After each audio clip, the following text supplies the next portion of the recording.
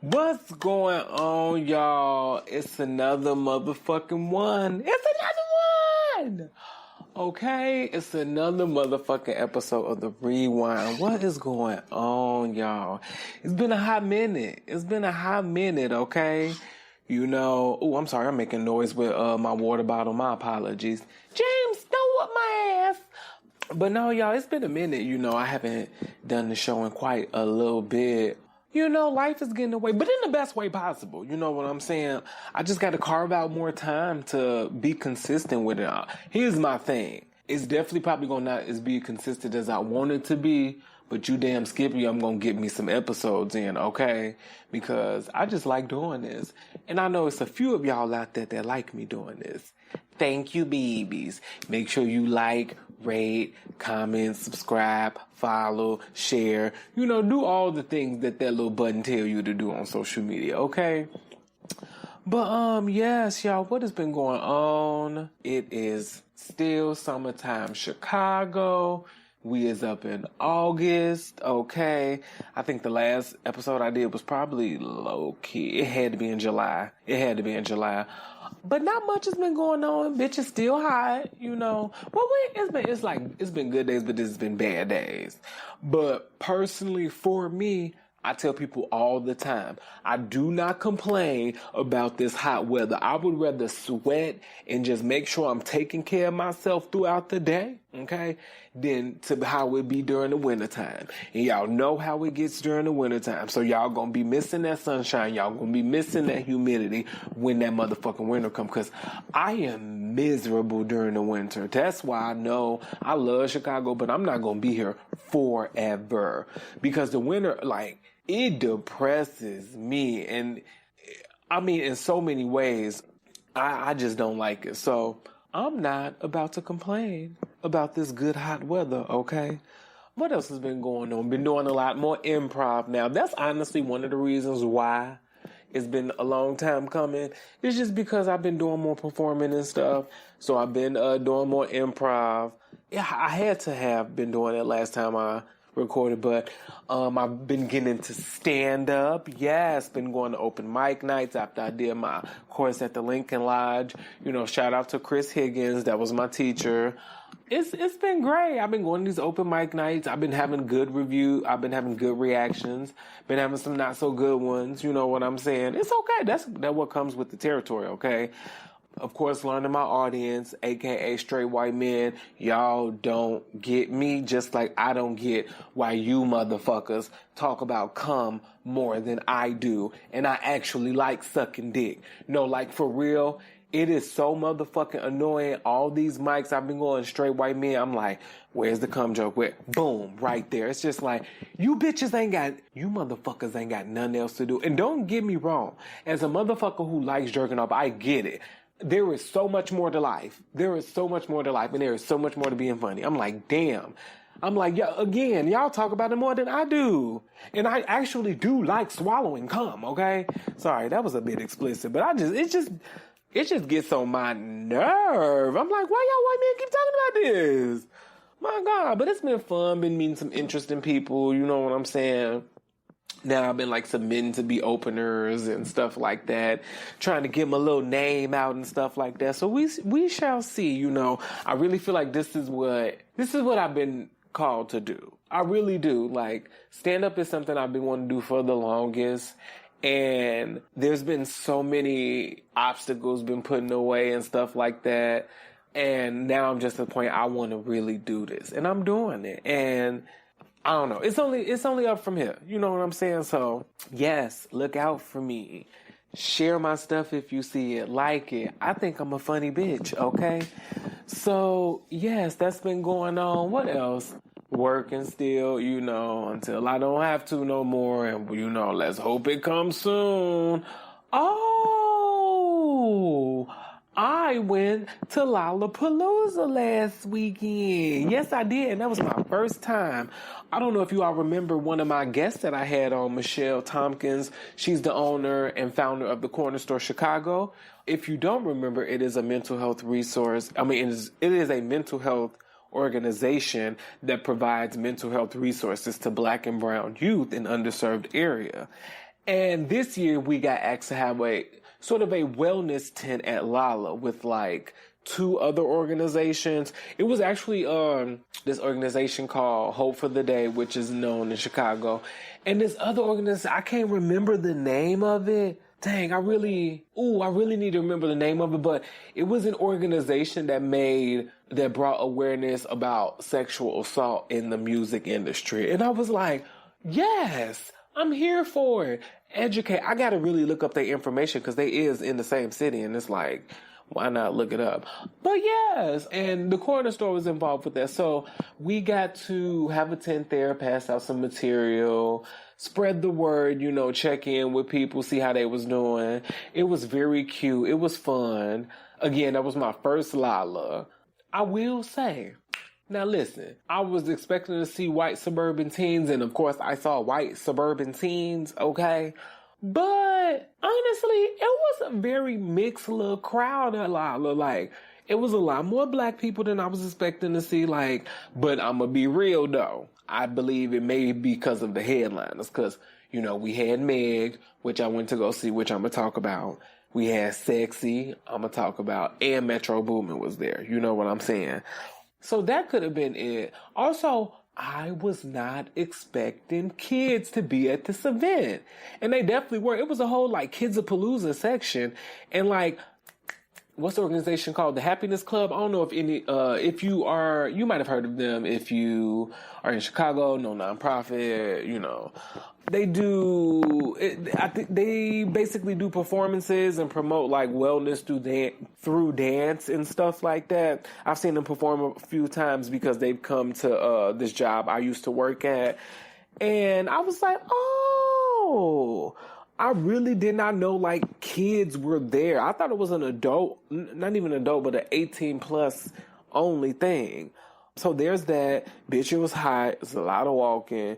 And that motherfucking food there is too high.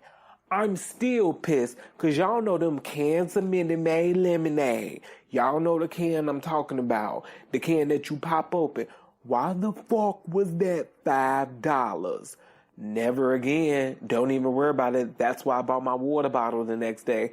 And I finally tried that. Now look, I thought Liquid Death was an energy drink. I thought it was one of them C4 or Ghost type thing.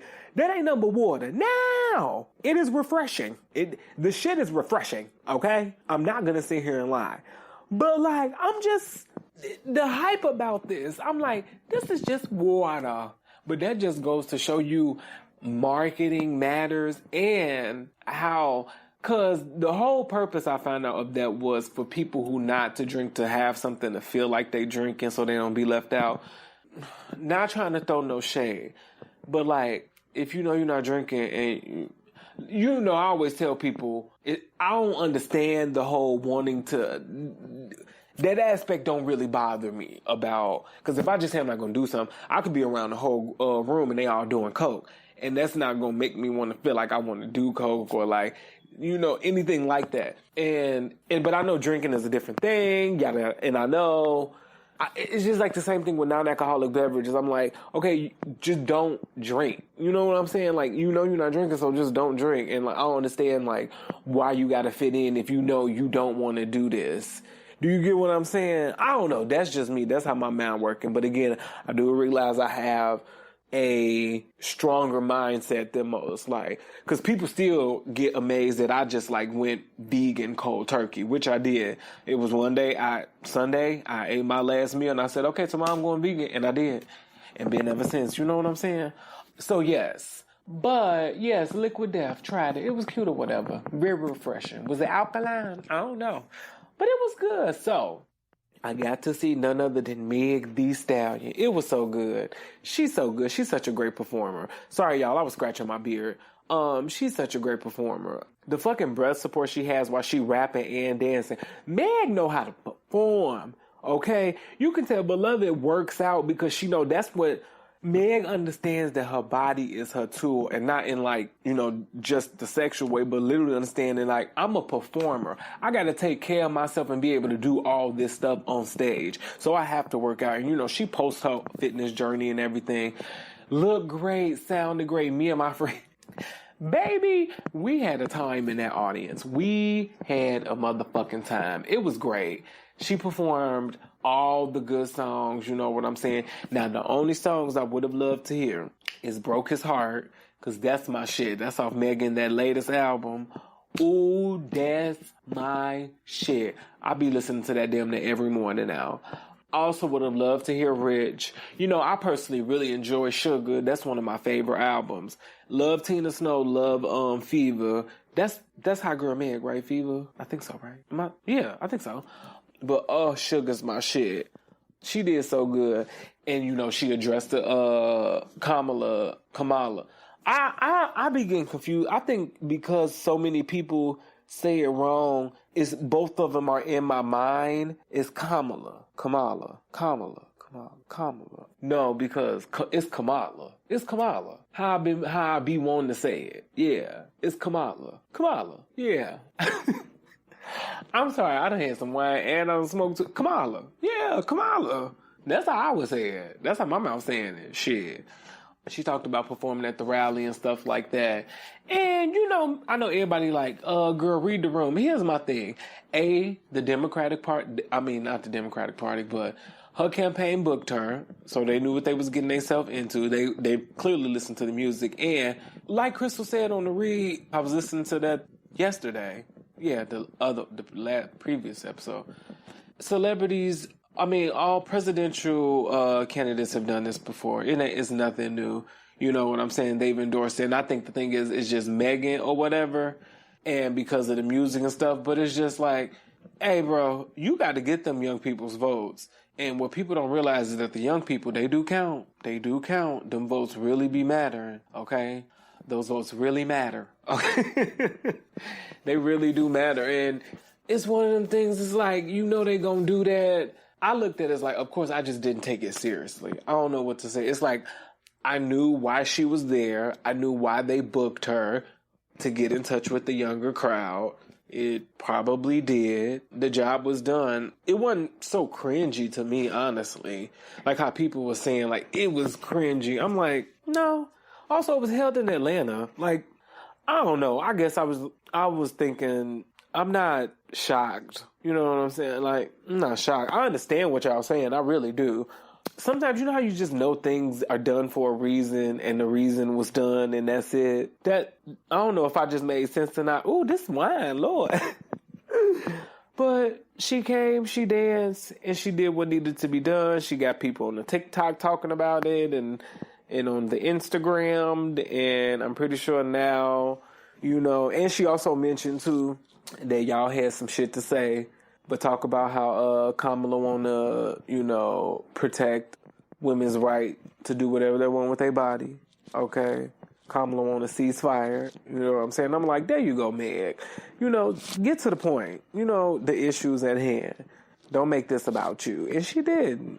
And I thought it was a great performance overall. Angel Reese came out. Yes, she did. It was cute. I enjoy her. I just really enjoy seeing her. She looked like she is just having the time of her tall ass life. And I want that for her. Meg was good. Oh, then we got to see motherfucking Sexy. Honestly, so unserious. And it was fun.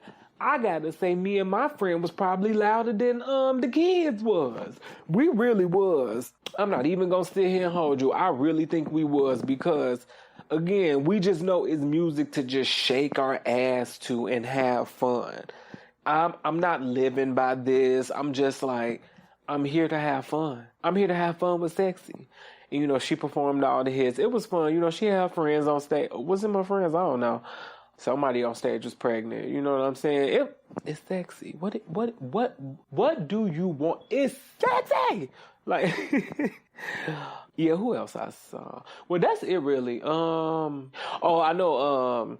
My friend went to go see SZA, and then also know Metro Boomin and Future was there. I ain't stay for that because the thing about Lala is when you stay for the later performance, which I learned this through Meg. that you leave when everybody else leave, and God, that is a hassle. It took me almost an hour and a half to get home, and I don't live that far. You know what I'm saying? So, yeah. But it was a great experience. I think we had fun. I would definitely do it again. I hope they invite us again. Please, Lollapalooza, invite us again. We love spreading wellness and health. Health and wellness, okay? So, yeah, that was my very first time at Lolla. So, that was cute. I'm trying to think. Yeah, what else has been happening? I know that damn One and Water show about to start and shit, girl. Oh, my God. I can't believe all that damn planing. Oh, my God. That flying and jetting and shit. No. Anything else? No. So let's get into these segments, y'all. Let's go to a segment I like to call 5 Fingers, where I like to slap bitches for being stupid. You know what I'm saying? Not too much going on here. Just a few I saw on the interwebs where I was like, oh, this is damn. 5 Fingers, a slap to a man. He tried to sue Apple because he deleted text messages from his phone, and I guess he was believed to the devices was deleted on the messages was deleted on the other device. But apparently his wife found out through the laptop, because you know how you can get your messages set up through your phone from your to get sent to your laptop. Also, side note, hoes, if you gonna be a hoe, you might want to take that feature off, bitch. Like, I don't understand. But he's trying to sue Apple because he was saying, if I'm led to believe the message deleted off all devices, then it should be. Nigga. Or maybe you should not have cheated. This is why I don't like people. Because how dare you gonna sit here and try to blame your bullshit on this company? I'm just like, the audacity of people. He had to be white. He had to be white. Because I feel like a nigga would have just took that L. A nigga would have took that L. They really would have. But also, again, if you gonna cheat, also, I'm not encouraging it. No, fuck that. Don't cheat. Listen, fuck. If you gotta cheat, just leave. Damn. But 5 fingers to you, you stupid motherfucker gonna try to sue a company because it didn't work with your infidelity. Ooh, that just pissed me off thinking about it again. I was so mad. And like, I guess was trying to sue for like the aftermath of the divorce, like the PTSD of it on. I'm like, what if you don't sit your dumb ass down? That's like, do I want to say, well, 5 fingers to him, but that kind of put me in the same realm of like, listen, okay, this is just what I think about it. I was reading the article and they was talking about how they feel, how there's been testing done, and apparently males are supposed to experience postpartum disorder. Postpartum syndrome disorder syndrome. Child, let me postpartum. They supposed to feel postpartum, child.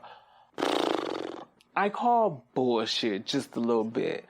I feel like the reason these women are experiencing this is because a legit life is being taken out of their body, which is throwing a lot of hormones, a lot of, anatomical stuff off. So I think they're gonna feel away. You know what I'm saying? Sir, you're just upset that you now have responsibilities and you can't probably fuck every night. You know what I'm saying? I just don't. What the fuck you got postpartum for? I understand is what you saying is like you have a hard time adjusting. Cool, but I highly... And see, that makes me want to look up the definition, like the official definition, to postpartum. Postpartum, also known as the or fourth trimester, is the time after childbirth when the body returns to its pre-pregnant state. Exactly. What does it mean to be postpartum? Begins soon after the delivery of the baby and usually lasts 6 to 8 weeks and ends when the mother's body has nearly returned to its pre-pregnant. So postpartum is her body turning. How the fuck are you experiencing that? Like, shut up. Shut up. I don't know. That put me in the realm of that. It's like, I can't stand men sometimes. I really can't. It's like you're sad, but yet nothing has just, I ain't gonna say ripped you open, but like Nothing has just popped out of you. You know what I'm saying? Like, what is your body? Get out of here. I'm not trying to hear that bullshit, dumbass. Another 5 fingers to, I saw this, I think I saw this on ABC News, a little article about, not an article, but a little video about it, about somebody named Benta Diallo. And apparently they have been charging prom dresses and not giving the product out.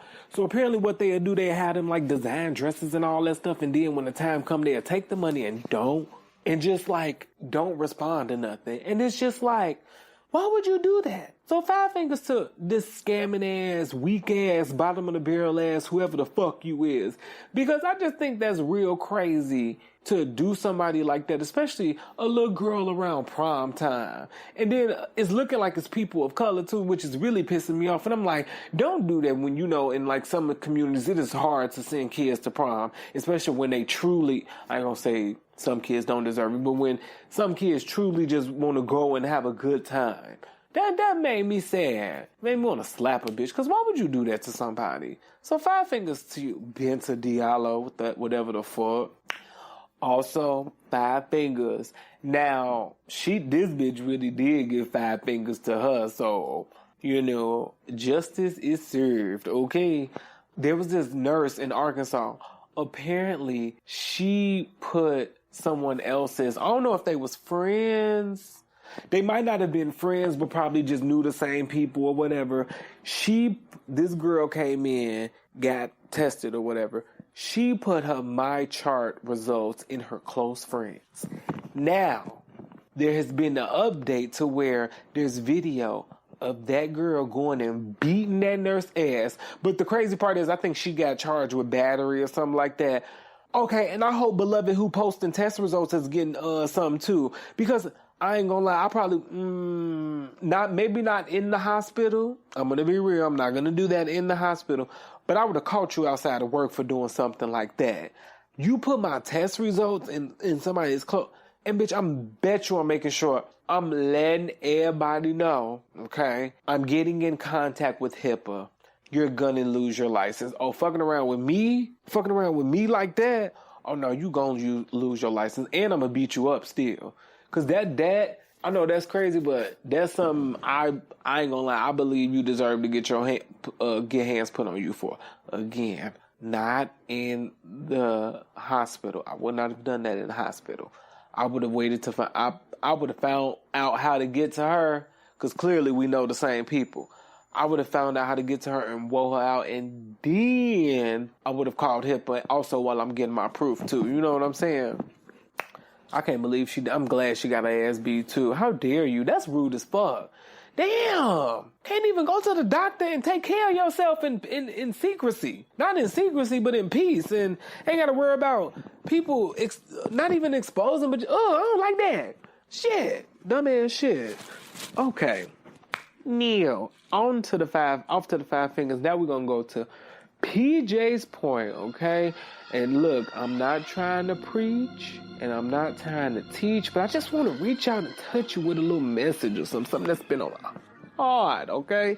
It's been on my heart, okay? You know, this came from 2 things, actually. I don't know if any of y'all saw, but if you haven't, you should definitely watch Funky Dineva's interview with Carlos King.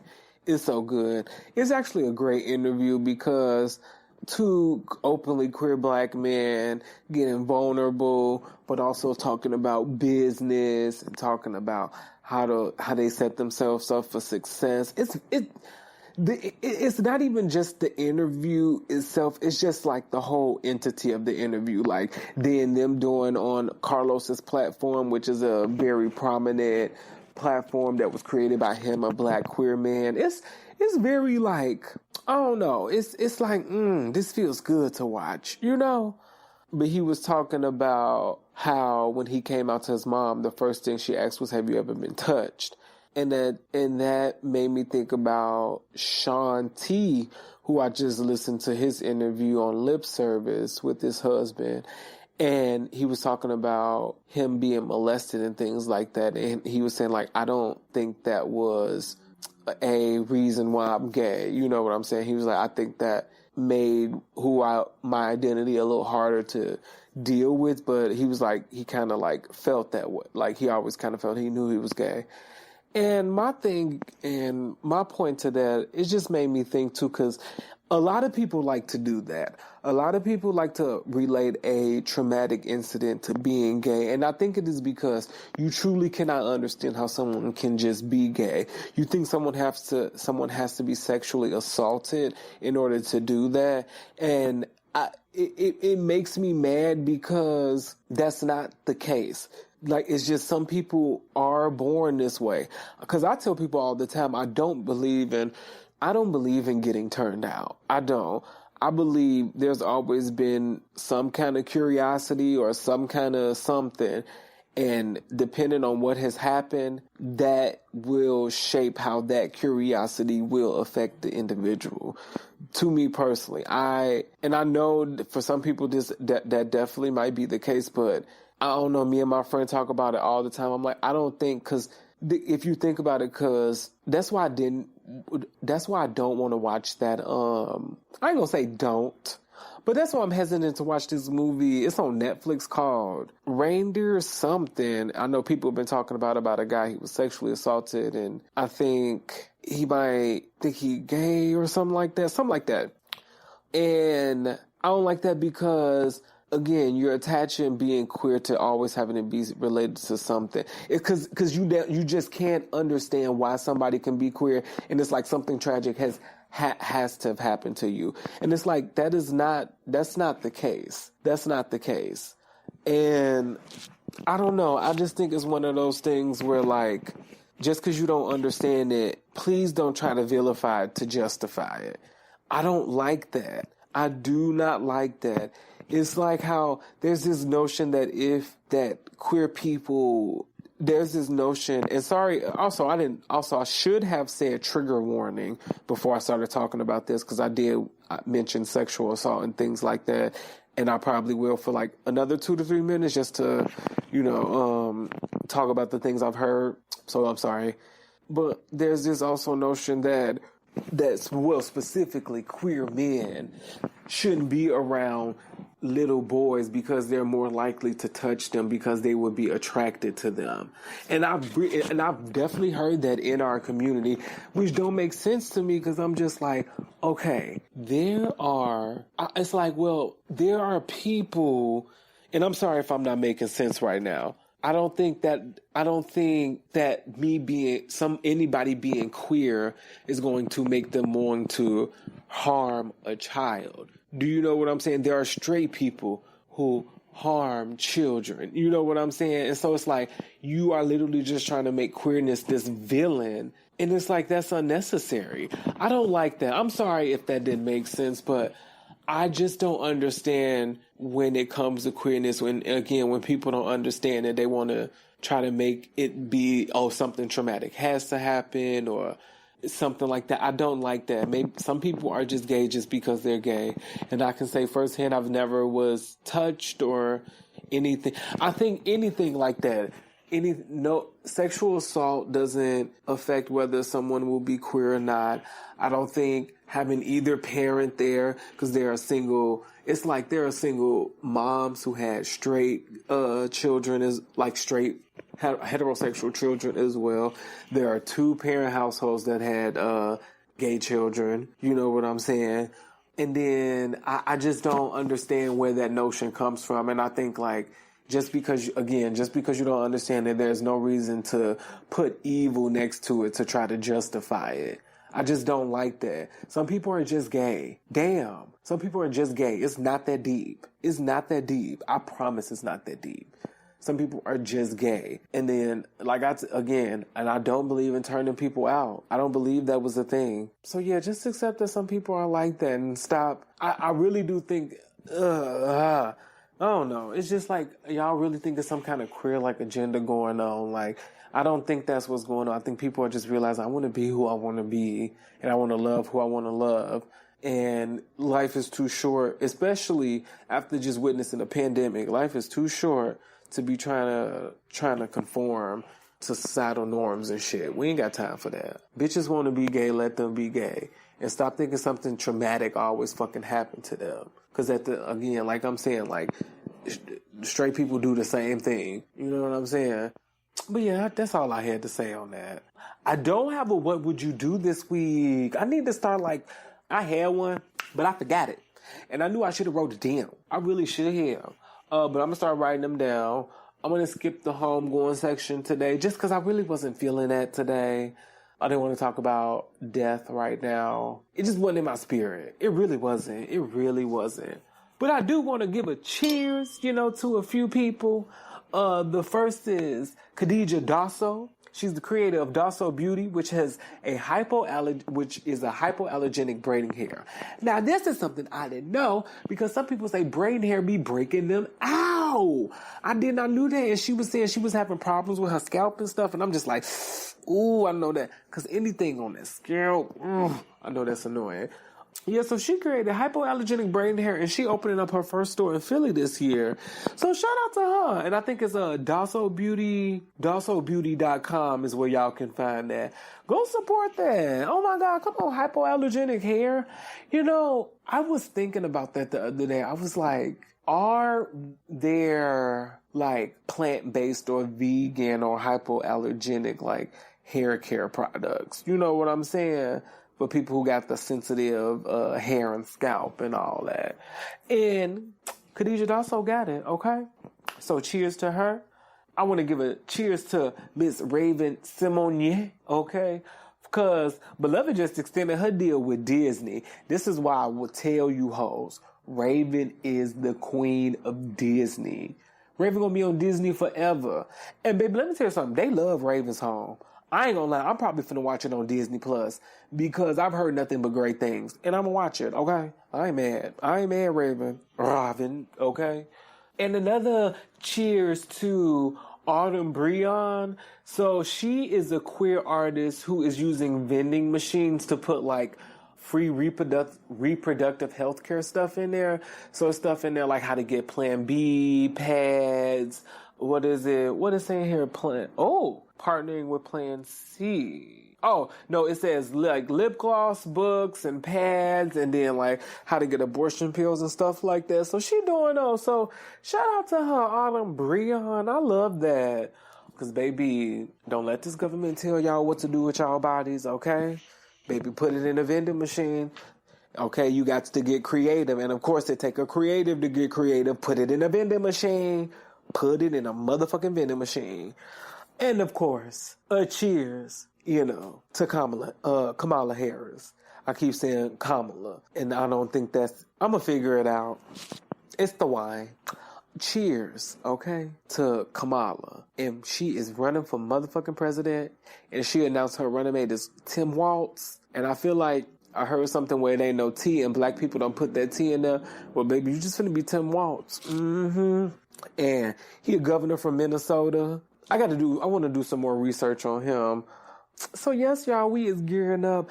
I really am going to try to pay more attention to less of the noise, but more of the actual facts of this election and what's going on. The debates and things like that. I really want to pay attention to that. I even I'm even trying to, in the process of right now, looking for more political podcasts. So if you know some, definitely send some my way in the DMs. Because I listened to the NPR 1A1. I feel like they really break things down and they bring actual professionals on to talk about it, which, that is my favorite thing. Because my thing is, I need to hear the professional talk about this who eating, sleeping, and breathing this, So cheers to Kamala, okay? Kamala. Damn! Cheers to Kamala, cause, she doing the thing, and, Beyonce let her use freedom, so, she got my phone, okay? Yeah, I'm interested to see how this goes. I saw today, who is Trump's running mate? What that nigga name is? J.D. Vance or something like that? He gonna walk over to, I saw a video, he walked over to, the vice president plane, talking about, I just wanted to see what it was for when, I'm gonna own it or something like that. Oh! Now, see, that's when I would act a little ignorant. I'd be like, okay, now listen. I understand this is a competition. Don't get your wig pushed back, okay? I'm trying to do this in a civilized... If somebody was to walk over and be like, yeah, I'm just looking here because, I'm going to be next to here.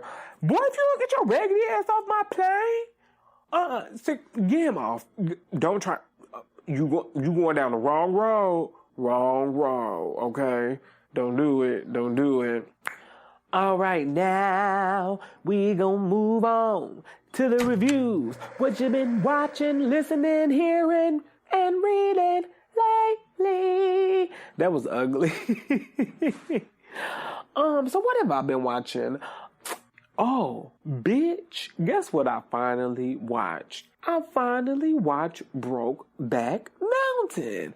Yes, it did. Because I was like, it's on, I didn't even know Apple TV Plus had, like, movies now. Like non-Apple TV Plus movies. I was like, oh, okay. Because they got Clueless on there. And they had Brokeback Mountain. And I watched it and I was like, this not bad. This not bad. Good movie. Good movie. Like, I will say it was very sad, like most gay movies are. But sad as fuck. And I wrote in my notes too, but it was actually beautiful. It was. It was sad but beautiful. It was. Them two little white men, that's Jake Gyllenhaal and what's his name? Heath Ledger. Jake Gyllenhaal and Heath Ledger. I was like, y'all really got me. Y'all got me. But see, I will say though, they was being sloppy when they got caught. He was kissing him all in the open and shit. And I was like, why you doing that? And you know she upstairs and shit. Like, why was you doing that? That's crazy though that his dad showed him that then that was it's just and then goodness gracious. Them two old men one better than nobody. Yeah, very sad, but kind of beautiful. But like I also was kind of confused on the death scene for Jake Gyllenhaal's character. I didn't know, and I guess it's because, you know, I'm used to how gay movies ended. I didn't know if he actually died that way from, you know, the car falling on his face, or did he die from, of course, but, you know, HIV/AIDS. Because I feel like it was right in that time, and he also used to go to Mexico to fuck around. And I'm pretty sure he probably wasn't doing that protecting himself, you know. So that's why I was like, did he die really from the car accident or did he get AIDS? So I'm like, And I guess and also the way, Anne Hathaway, she was acting in this. I thought she was acting good. I was like, okay, Anne, I see you. You can act. I've always thought she could act. Like, okay. And I always thought she could act, but I never saw the big deal. Like, I never really, you know how some people be in movies all the time and, like, even be getting awards, but you just be like, I don't get it. Like, I'm trying to think of somebody. Jennifer Lawrence, I don't really get it. I don't get it. Like, I know she's probably good. I don't know. Like, decent, you know. Anne Hathaway, another one. I'm like, she ain't gonna never give me a bad performance. You know what I'm saying? But, like, I guess it's also just like, another white actress. But I was like, oh, you acting in here. You was good. And her little last phone call with Heath Ledger, that was good. So I watched that for the first time. I watched Spider-Man Far From Home because I'm trying to get back on my Marvel stuff. And now I'm watching it in the timeline. So I just finished Far From Home. That was good. Tom Holland really does. He makes Spider-Man likable. He really does. I feel like, I can't really say that because I definitely seen Tobey as Spider-Man. Andrew Garfield. Have I seen Andrew Garfield as Spider-Man? I feel like I have. And I feel like I'm missing another Spider-Man too. It's Andrew Garfield, Tobey Maguire, and somebody in Tom Holland. Is it just them three? I think it might just be them three. Yeah, the Amazing Spider-Man. Yeah, he makes them very, very likable. He good at what he do. I'm trying to think. I mean, very long. I will say, y'all, I hate, and I'm not trying to, you know, fuck with nobody's favorite. I just don't see the appeal in Spider-Man. Like, Spider-Man, Batman, Superman, I guess they just so basic to me. Like, I kind of get Spider-Man. I guess it's I don't know. Is it, because, actually, now that I think about it, maybe Spider-Man is a representation for, like, the geeks. You know what I mean? Because he's not superheroes. Like, he's just like a nerdy boy, a smart nerdy boy. So, like, maybe that's, okay, now I think I get it. But Batman and Superman, I still don't fucking understand. Batman ain't nothing but a white man that like to run around at night and be a fake police officer. I don't know. So yeah, I watched that. That's good. And now I just started watching Echo. So we gonna see how that goes. Which is interesting because the lead character is deaf. So I'm like, oh, okay. So I'm excited to see how they about to tell this story. How creatively they about to tell this story. You know. Oh, I think I talk about this. No, I think I talked about that already. Let's see. Movies and TV shows. Yeah, that's kind of it all out. Oh, I have been watching American Horror Story season 11. What is it? 19 something. Basically talking about like, it's kind of like a conspiracy on how AIDS got here. And it's really good. Also, I got to say, I think his name Russell Tovey. He has a great American accent. He really does. I'm actually kind of shocked at it. But, you know, shout out to Ryan, you know, repping the gays, as he always do. That's one thing I love about him. He gonna put some gay shit in his shit, because he is gay. Okay, I fuck with that. Him and Lee. Yeah, so yeah, I've been watching that. It's good. I think I got a few more episodes on there. Now I know they got... I want to watch the other season, but they got Kim Kardashian on. I'm sorry, y'all. I'm not a hater, but it's just like, fuck. I'm just seeing this bitch. Get her off my screen. I'm tired. You know, I'm just so fucking tired. What else? No, that's it. Listening to, I have been getting into Flow. I remember Dana talked about them previously. They good. I like the the Cardboard Box song. I like that, and I like the Fly Girl song. That's good. It's good. They are a really good group. They sound good, and it seems like they putting in that work. You know what I'm saying? That's all I be asking. Just put in the damn work. What else have I been listening to? Broke His Heart by Megan. I said that. I definitely put that in my starred. I feel like I added something else to my star recently. Oh, and on the Megan album, the Paper Together song with her and UGK, that's good as fuck. That's good as fuck. Also, Mirror by Heaven, which is a New Orleans bound song that samples Michael Jackson. And yes, it is a little red cheap, but baby, it's good. It's good.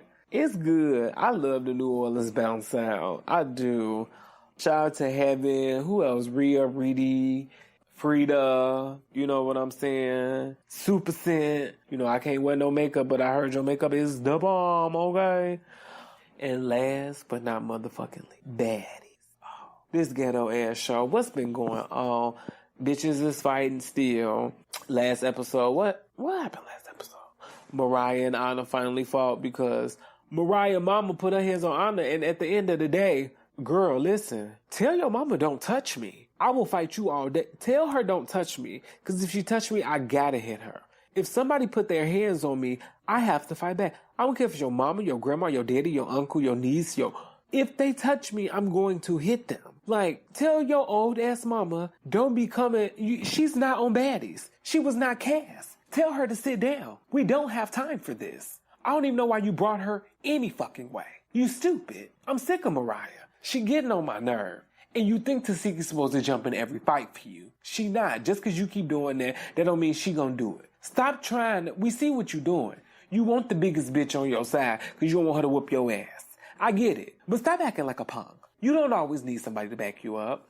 Her fault. What else? Apparently, and on this last episode, Big Kiva and Tinkerbella gonna get into it. And they keep getting into it, child. They gonna get into it on the next one, too. What else? It's been, child. Yeah, they done had the Detroit auditions. And I know Ivory from Now That's TV come. Honestly, I really hope she don't get on there because I don't know too much about her. I know she do fight, but they talking about she like to throw pee. That's what Anna said. Anna said if she doing shit like that, she don't need to be on here. And on top of that, I just feel like them Now That's TV girls, they are they will kind of do anything. So you kind of stop giving them chances because I'm over Scarface because Scarface is not reasonable. She's a bully. She really is. She knows she is for real. Because you know you are kind of like stronger than most girls. Diamond the Body can go. She can definitely go. She's so annoying. She is annoying. She is fucking annoying. She needs to go. Oh my God, she fucking annoying. She need to go. She need to fucking go. She need to go. She needs to go. She need to go. She need to go. So no, please don't put Ivory on there. Don't put her on there. What else done happened? What else done happened? Nothing. Oh, well, Cardi now speaking on why, who is it? Bianca and Mariah beefing. I know Bianca coming back the next episode. Yeah, ain't shit going on in that damn show. Lord Jesus, Thunder Real done got shot. Then Anna was talking about it online. Child, it's just the pure ghetto. It's the pure ghetto. But I'm gonna be there next week, okay? And I'm gonna be there when these Midwest are. Cause I cannot wait to see who gonna be on Baddies Midwest, bitch. And I cannot wait to see where they gonna go. Cause I wanna go. I ain't gonna lie, y'all. You might see me in the audience being like, oh my God. Ghetto. Is that all I got for reviews? Yes. Let's move on to our pop culture segment, or what I like to call WWW Worldwide. What the hell? Girl, what's going on? Where we talk about what's going on. Let's see what we got on the agenda. So I did see Oprah talked about, and this is what I was talking about with Wendy Williams. Oprah said that, you know, her weight being the target of being the center focus of a lot of sketches and in the media and stuff, that really hurt her. And specifically, it was in Living Color sketch where they commented on like why Stedman left and stuff like that. And it just goes back to my point where I said about Wendy Williams. When it comes to black folks in Hollywood, y'all do not be caring and be quick to crack jokes and like don't care about them. It's like the same with Whitney. It's like the same.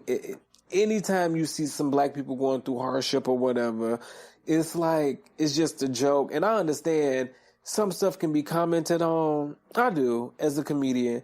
But it's like, and I know we was in a different time too, but sometimes it's like, maybe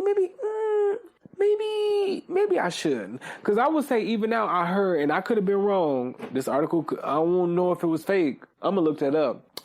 But I remember reading even Deborah Wilson, not regrets doing the Whitney stuff, but probably as a person who was like aware of how that probably affected her now, I think she kind of feels bad about it, she said, if I'm not mistaken. And again, I know it's all in the name of comedy, but it's like some stuff I'm like, But again, that was back then, I guess, and you know, fat jokes was like they were in. So I'm sorry, Oprah. That's sad though. For real. And that's why you could see like she always said that's why she always struggled with her weight, because she was just always scared of what somebody was going to say about it. And it's like, damn, I'm sorry, Oprah. Nene getting the show on Lifetime. Outrageous Love with Nene. So is there just supposed to be a clip, her watching clips and reacting? Nene, oh, I don't know. It's just like, baby, I don't know. From hosting Zeus reunions to this. Now, and Lifetime is a good network. Like, let's call it a spade. But it's just like, Nene, I don't know. I don't know what to do. Because, yeah, you really burnt that bridge. And you need to be back there. Like, without a doubt, you need to be back there. But, baby, I don't know how you going to come back from there. Like, I don't know. And it's not looking good, okay? It is not looking good. I'm going to pray for you, Lanithia, because the queen. I was watching the reunion she was hosting with somebody, and it was like, are you serious? Why is she here? And I'm like, I don't know. The check. Sometimes you got to get a check, okay? It's just hard sometimes. It's just so hard. The second director has left the Blade franchise. Baby, apparently this movie ain't going to be made. I'm going to be real, y'all. I'm going to be real. I got to watch Blade. I ain't seen Blade. Because I think it's 3 of them. I ain't seen not nan one. And I know they good. That's going to be one of my things to watch and go back on. Because, you know, I've been saying I've been trying to sit down and watch movies that I've never seen before that are kind of like well known. So I did iRobot. I never saw iRobot before, and I was like, damn, this movie good. I saw Day After Tomorrow for the first time this year, and I'm gonna put Blade on now because I know Blade is good. But yeah, I don't know what's going on, and I know Mahershala Ali, I don't know if he's still tied to it, but I know he was in talks to play Blade, which made me excited because I love him. Okay? Get it together, Marvel. It's always the black shit. Y'all always fucking up the black shit. You know, never take y'all long to make no white shit. No, never take y'all to make no. Let's see. Oh, EVE is dropping a memoir on the 17th of September, which I think I might download that on audiobook, because out of all the women rappers, from the girls back in the day, to write a book, so Eve's is the one I'm like, that would be interesting. Even like Lil' Kim could do it, I'd be interested. Missy, I'm pretty sure Foxy would sell. But Eve, I'm like, yeah, because Eve, I got a feeling Eve done seen some shit. I do. I got a feeling Eve done seen some shit, and Eve done had some experience both outside of the industry and in the industry. And I am excited for her to tell. I do. I mean, I am. I think Eve really got some stories to tell. So I'm gonna get that on Audible. I'm for real. I'm gonna get that. Oh my goodness, y'all. Okay, so Redbox shut down. They filed for bankruptcy, child. It is just amazing me, because I was there when DVDs came about, and now they're like leaving. I don't like, and I think that's like, I think that is the true feeling of feeling old. To see a movement or a product or a business, when you see stuff like that go through a lifespan, that what makes you feel old. So me personally, DVDs like becoming like, when they said DVDs not being in Best Buy anymore, that fucked my head up, because I've always known going to Best Buy, and I've never not known that. I was there. I remember we got our first DVD player. You know what I'm saying? Like, I was there. Like, I was there when DVDs came about. So it's just like, what? They're gone. Oh my goodness. Day after day. It's just, I don't know. It's like weird but fun in the same way, to know that, like, of course I've like been living this long, of course, but it's just like the DVDs are gone. Girl, I remember when I used to run to the store and get DVDs. But shout out to streaming too, you know. Although not a shout out to these motherfucking streaming prices though. Fuck. Let's see. So apparently Lin-Manuel Miranda and Nas are working on an album that is inspired by the Warriors. Now, if you do not know the Warriors, that is one of my favorite films, okay? It is about, it is based on a novel, which I need to read, okay? About these gangs, this gang who was identified mistakenly as killing this well-known gang leader, and now they gotta fight to get their way back to Coney. One of my favorite movies ever. I have a t-shirt, I have the video game, I love the soundtrack. I love the Warriors. I do. It is, oh, damn, I'm low-key. Am I finna watch that before bed now?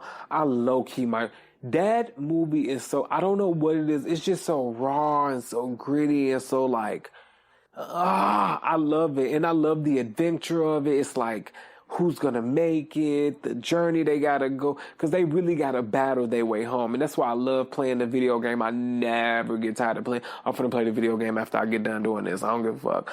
So yeah, this better be good. Now the only reason I'm worried is because Lin-Manuel, I like Lin, okay? Bring It On is one of my favorite musicals. You don't know? And Hamilton, listen, I understand Hamilton. I get it. But don't bring that to the Warriors. Don't bring that to the Warriors. Don't do that. Don't do that. Stevie, don't play. Stevie, please don't play me. So I'm excited to see where this goes and see when it's going to come out, okay? For real. Because I'm, and I feel like Nas ain't going to do me wrong. I feel like he ain't going to do me wrong. Brandy Glanville is apparently suing Bravo for stress.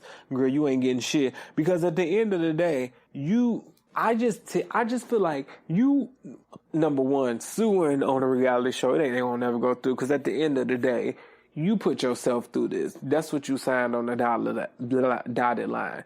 Then on top of that, don't be a bitch like Brandy or Nene and be like, they treated me wrong, when then we have all of this video evidence of you instigating and doing shit. Not so much Nene, but like more Brandy. Brandy, you was a hot scoochie red mess. I done watch all types of clips. You think them judges gonna give a fuck? They gonna be like, you induced your own stress, bitch. Like, Give it up. Give it up, girl. You ain't getting no money from them people.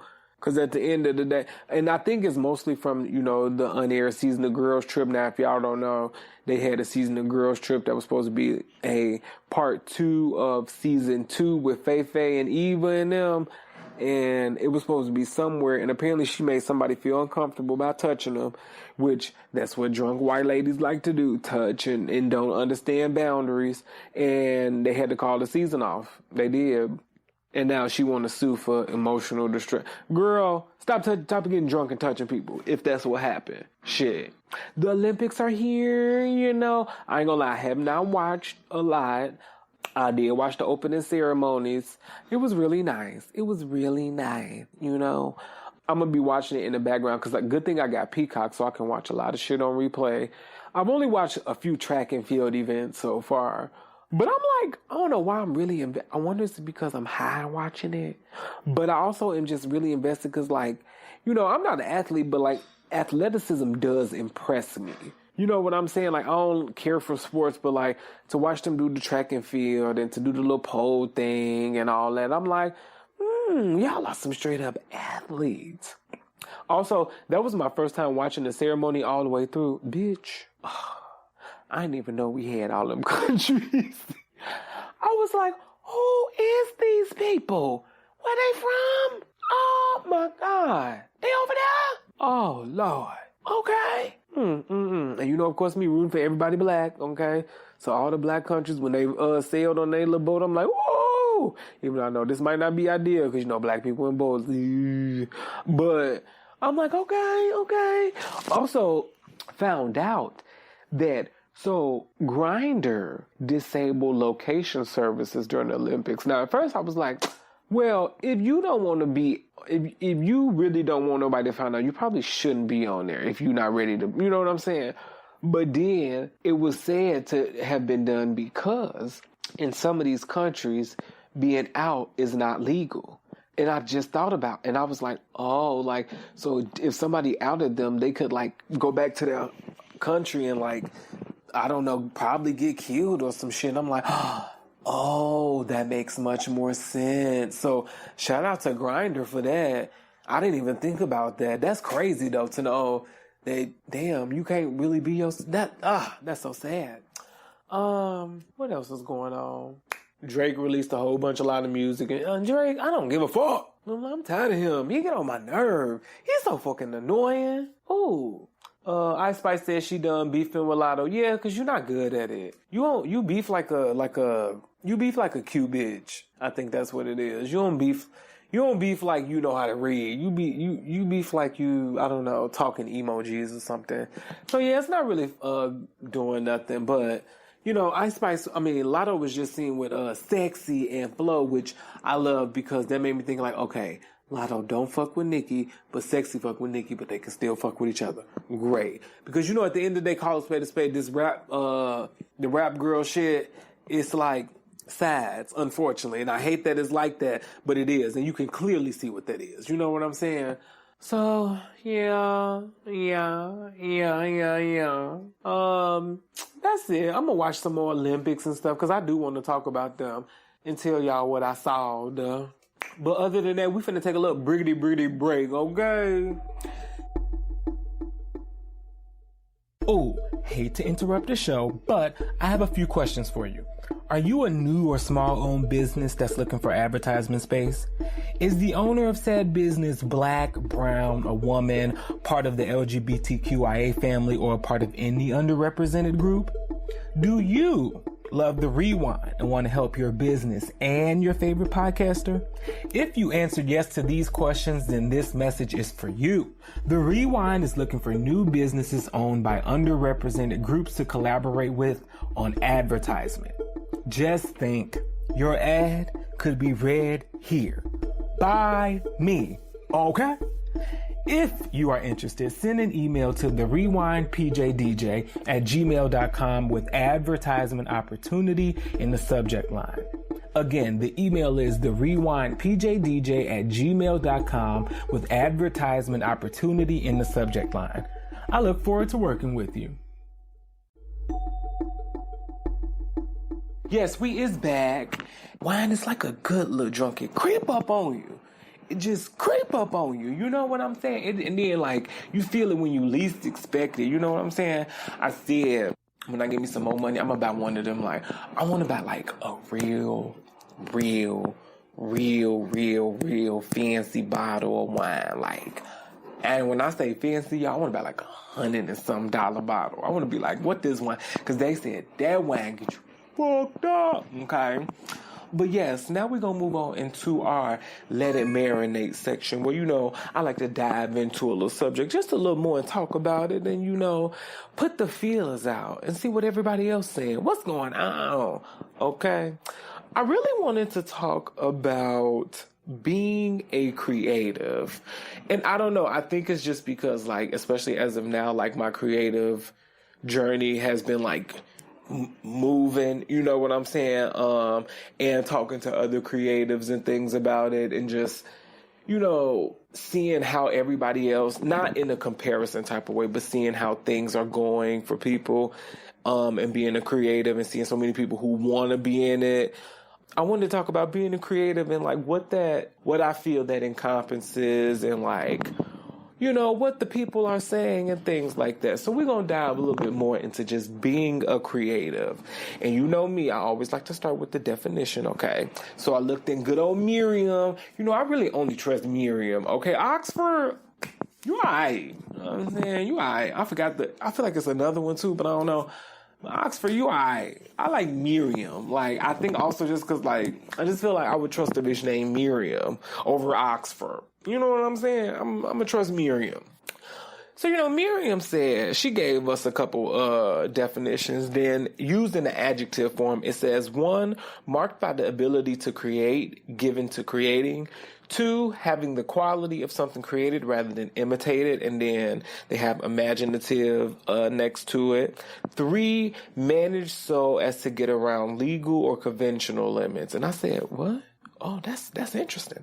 And it says also under that third one, deceptively arranged so that as to conceal or defraud. What? Now, I did not know that. Oh my God. So creative could mean a positive thing, which what we talking about, but child, it could also mean going to jail. That's what it sounds like to me. Am I stupid? Is it me? They said deceptively arranged so as to conceal or defraud. That sounds like jail to me, okay? But you know, who are me? Okay? That sounds like jail. And then the noun, it says one who is creative. And then underneath it says especially one involved in the creation of advertisements. And I was like, okay, sure. Like, I mean, don't get me wrong. No, if you think about it though, creating an ad is like, yeah, kind of difficult because you got to get something that's going to attract people because you remember certain advertisements and it's different from print and then film, TV. Yeah. I mean, I get it, but why specifically advertisements? You know what I'm saying? Creative activity or the material produced by it, especially in advertising. They keep talking about advertising, but you know, that's what being a creative. And then, you know, I got my definition. Now, to me, being a creative means using your creative minds to tell stories through different mediums. And when I say through different mediums, I mean through all. So, like, to me, you got actors, singers, dancers, poets, musicians, hosts.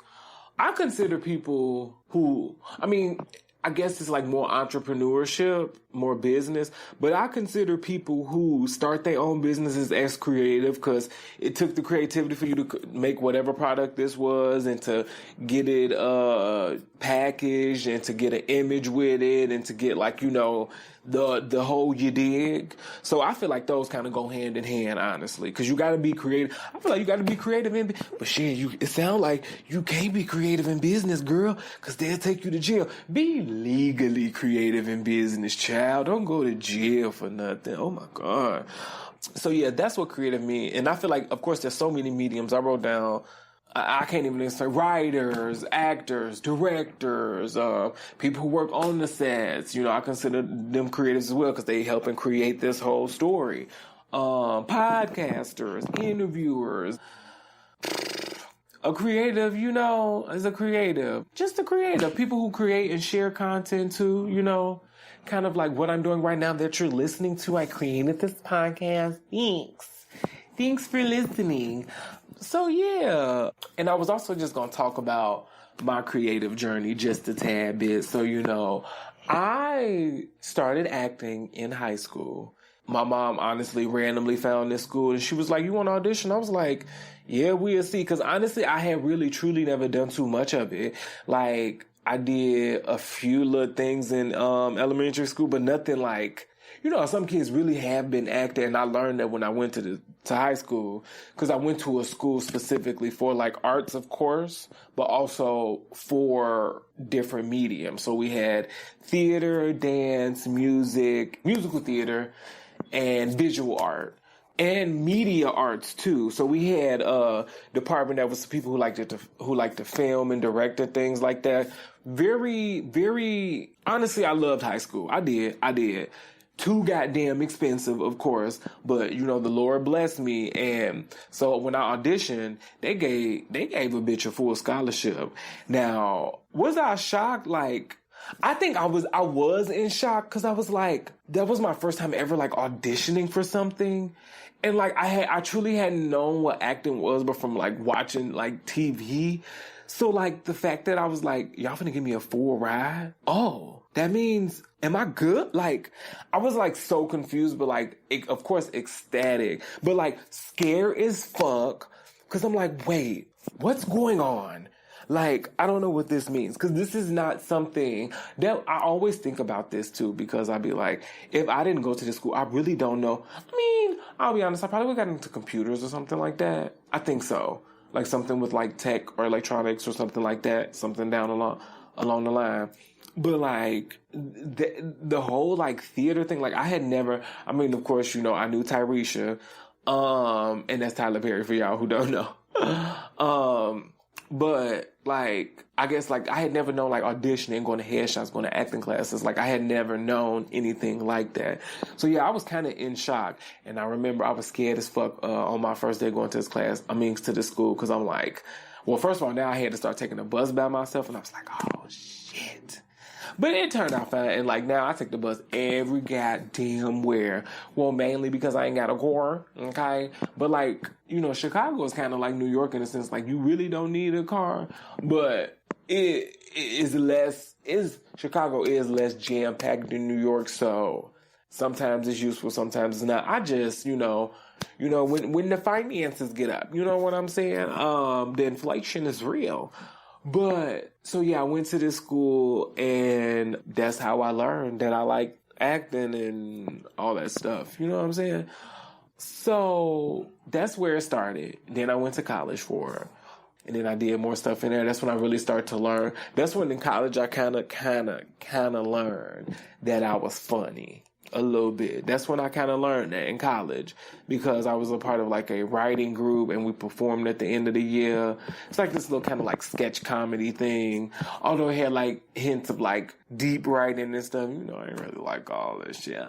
No shade to y'all that used to do all that deep writing and shit, but it's at the end of the semester for all the college students who are drunk. Like it's supposed to be funny, a little messy, topical, also still like spreading the message, but like y'all want to do like, it was like, we're not finna do like Swan Lake, girl. Like, I don't know what you want me to do. But no, that's when I started to learn I was funny. And then after college, started doing like plays and musicals and stuff. And I like doing that and stuff. But now that I go back and think about it, it was a little part of me that was like, I don't mind this, but like I'm hating the roles I'm getting.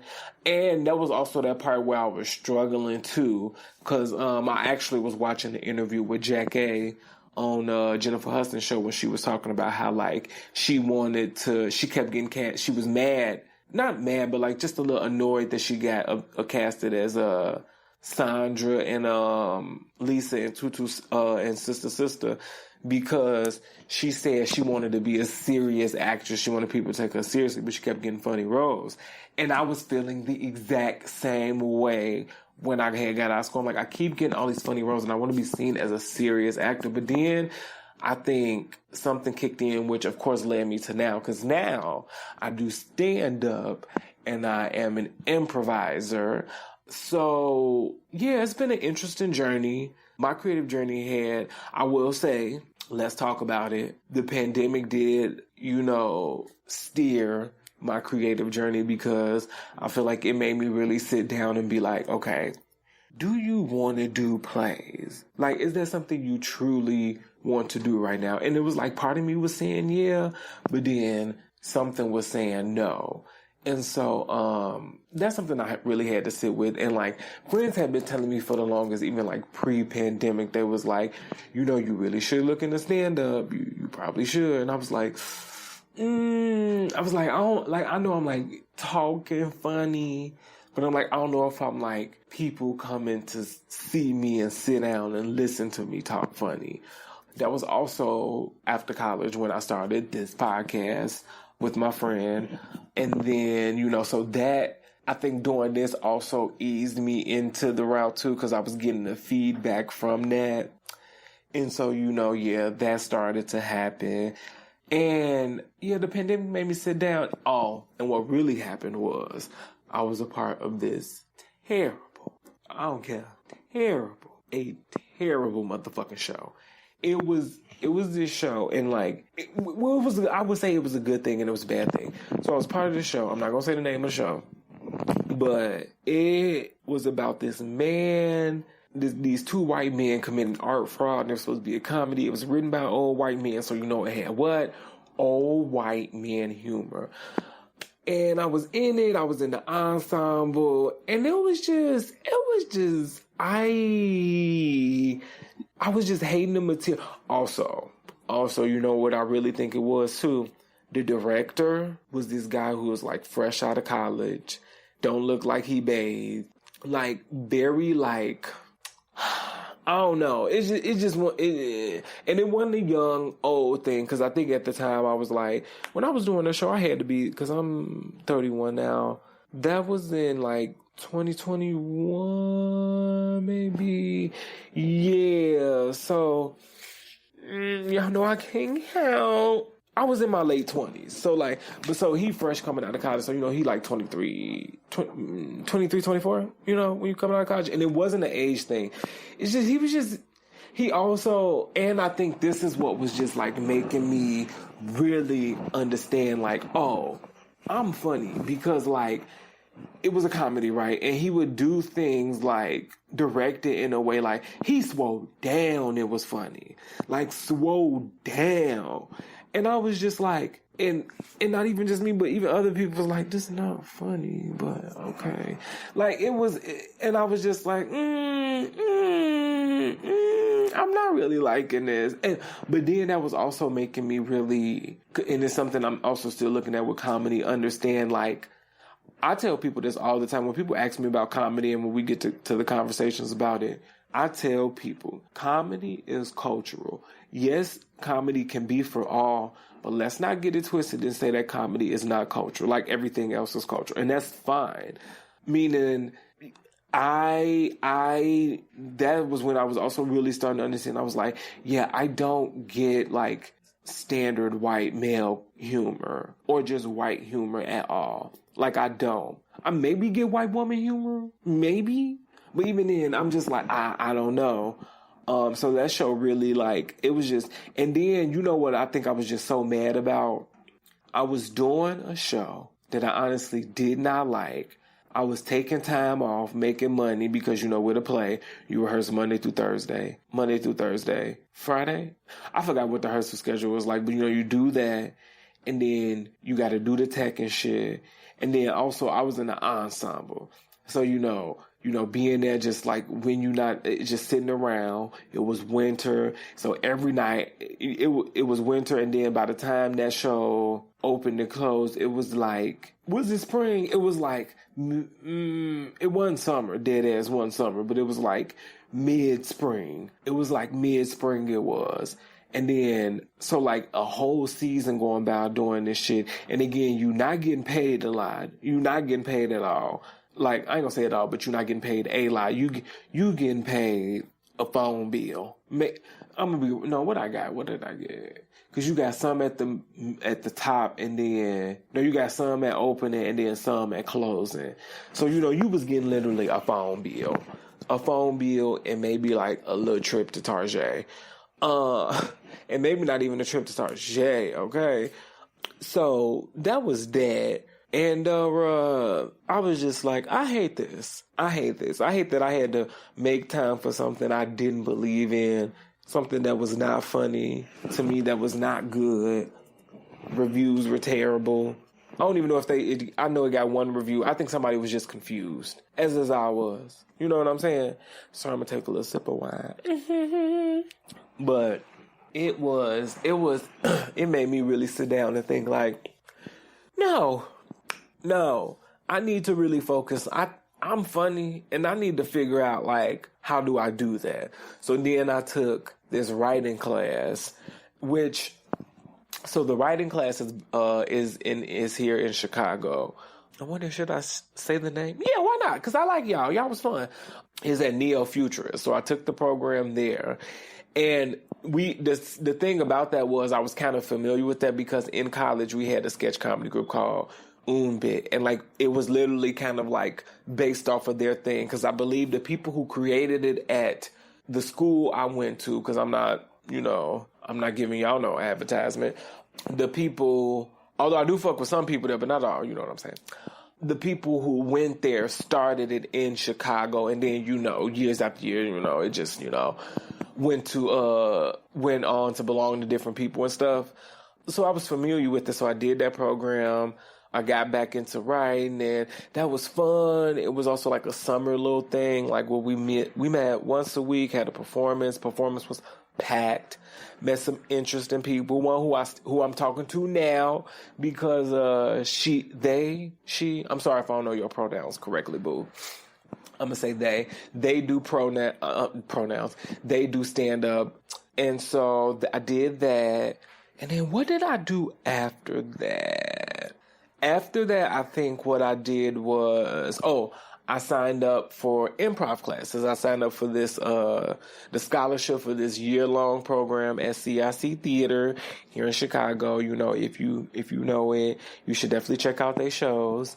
There's good. You may even see somebody, But yeah, they have a year-long program, and I got a scholarship, thankfully. Shout out to y'all for providing that. And I did a year-long program from level 1 to 5, and that was fun. It was a lot just because, like, it was every Saturday and stuff like that. Also, y'all, they cleaning in the hallway, so if you hear a little ruffle, you know what I'm saying? That's them.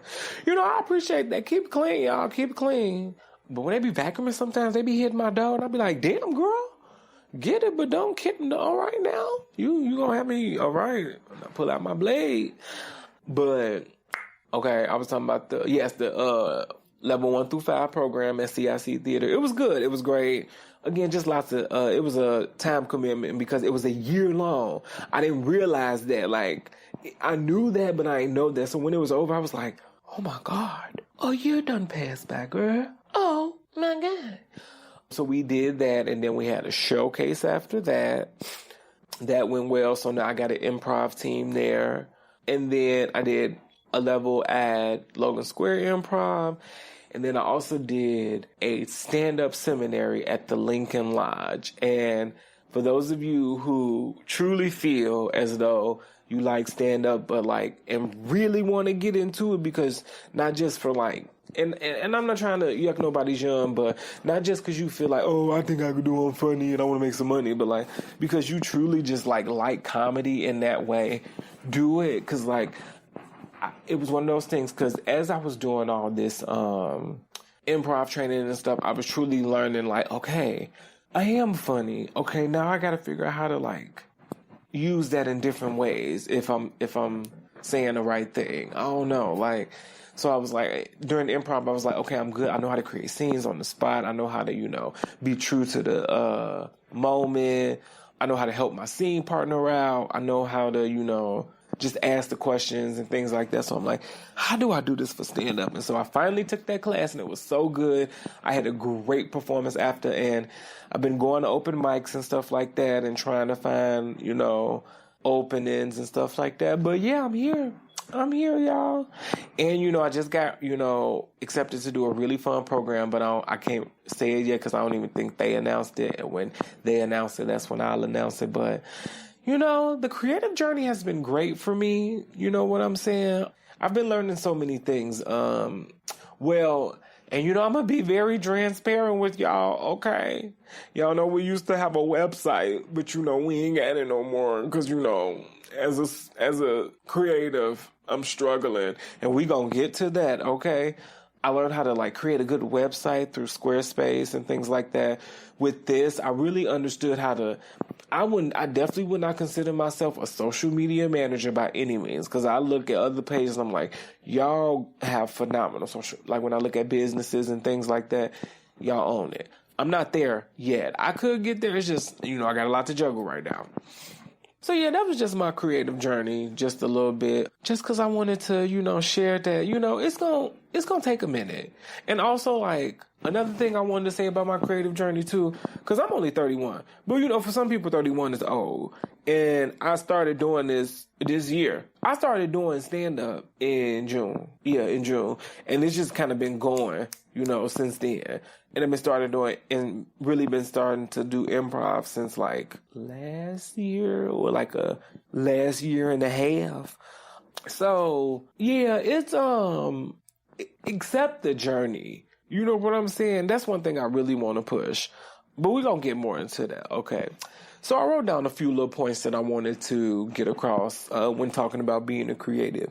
And one question I think is good, because I asked myself this. I was like, what makes a creative?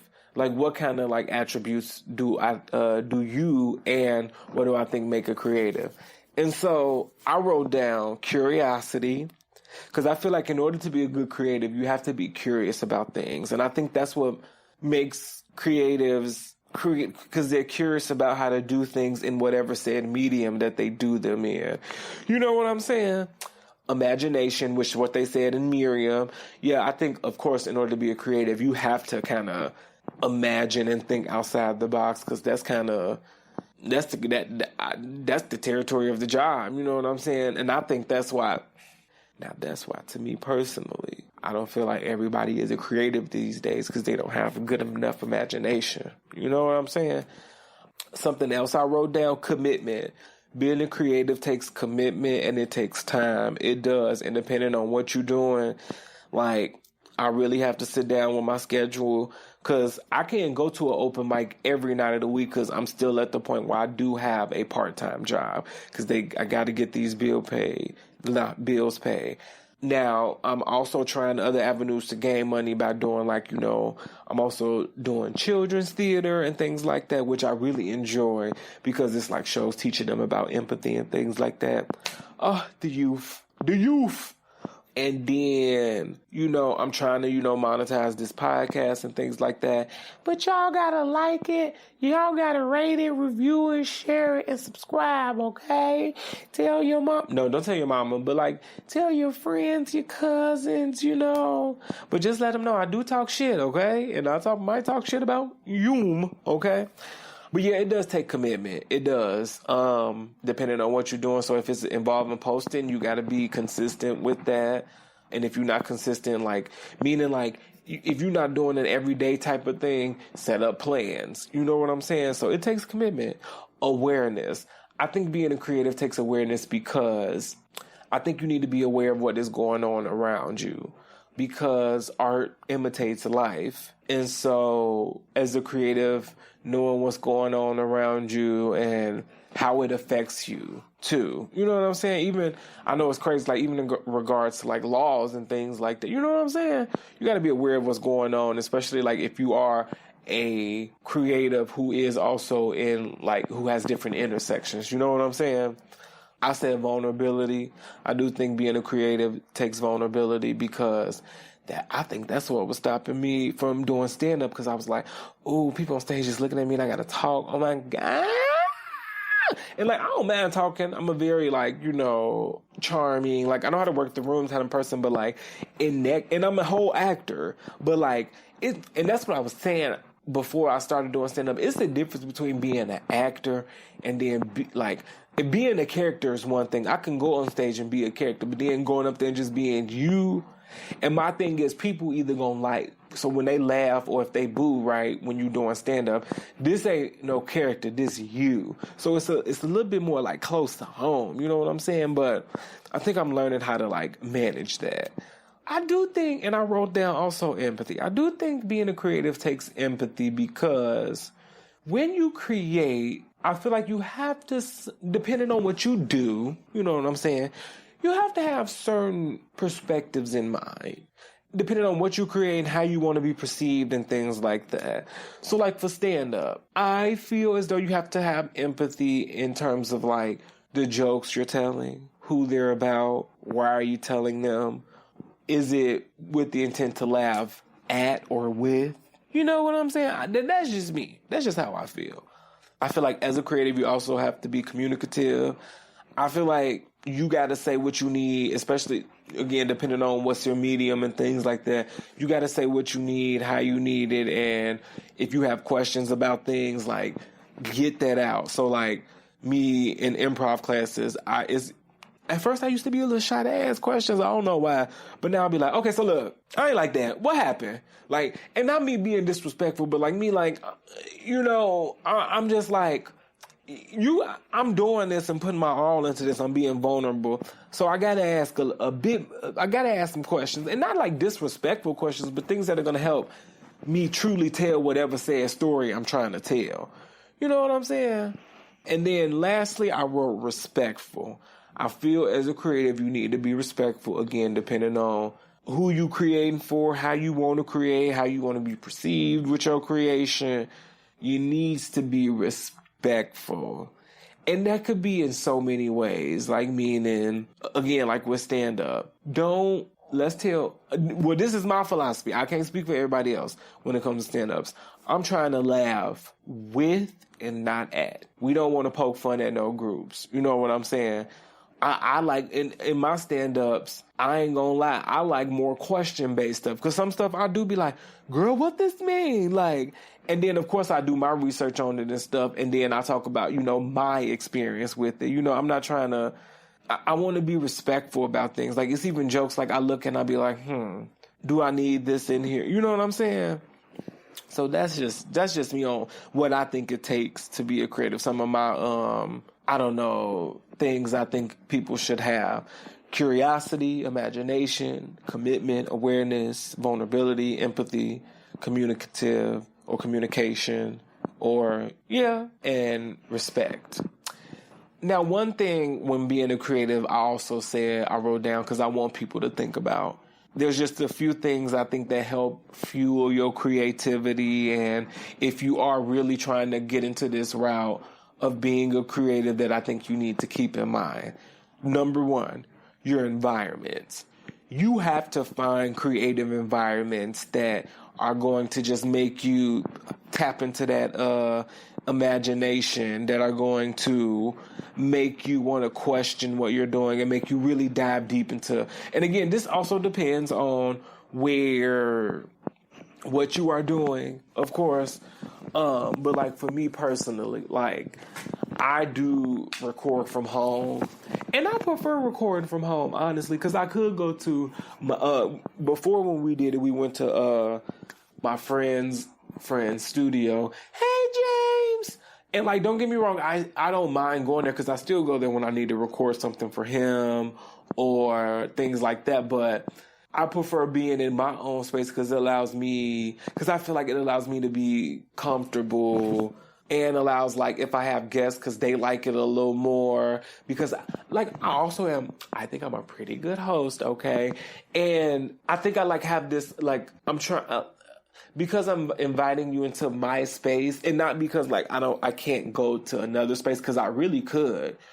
I think it's like this respect where it's like they're inviting me into their space, so I come in like a very respectful way, which then leads to a very great conversation. You know what I'm saying? I don't know if that makes sense to me. That's why now I'm trying to really make my apartment, not turn it into a full-fledged studio, but make it more comfortable. Like, I want to get beanbag chairs. I want to get like this and that, and like just to make when it's time to convert it into this studio, I'm good. And also, like, again, I can go to my recording engineer space and get it done. But also, like, I want to get more equipment so that way I can have more guests here, if that makes sense. And I know some people are like, oh, you want people coming in your home? But I'm like, I don't know, maybe this is just, it could be me being frugal, okay? I don't know, but it's just like, this is where I create. And it's easy for me to have someone here and have them have a conversation with me. You know, I don't know. This is just me. Now, if I had money to have my own podcasting studio, I would, but we're not there yet. So pray for me. Stream this motherfucking show and maybe we could do that, okay? Okay. Number 2, people. Find people you align with when it comes to your creativity. Meaning, be around people who are going to motivate you to of course, now, because I want to be specific, be around people who are going to motivate you to, of course, live life, but also motivate you to where you want to create more. Don't be with somebody who's going to distract you from it, or who, on the low, and it be like this, don't support it. And not saying that all your friends, not saying all your friends need to support your art. Well, if they, because I'm also thinking about, like, now it's getting I'm getting a little messy thinking about myself. Well, not myself, but like thinking about like in real life situations, like what if your friend really just don't like their art and don't feel like they're talented? But then that's like, I don't know. Okay, we're not gonna talk about that. But just like, be around people who support your art, or like other people who are creating art, but like have a good balance of people who like are supportive in the fact that they just want to motivate you to do what you want to do, but then those people who want to motivate you to create art. So, like, again, I'm not finna go around and just hang around stand-ups and improvisers all damn day. But I have me a good balance of both. You know what I'm saying? So get with people who just you align with and who motivate you to want to create and want to do it in a healthy and positive way. You know? Number 3, discipline. I think this is something a lot of creatives don't understand, and I think that's why some people who dive into it for, I ain't gonna say the wrong reasons, but strictly for financial gain, why they get frustrated when they hit a roadblock or something like that. Yeah. Being a creative takes a lot of discipline. And I think we also, because I've whatever. I talked about instant gratification on the show. I had it as a marinade section.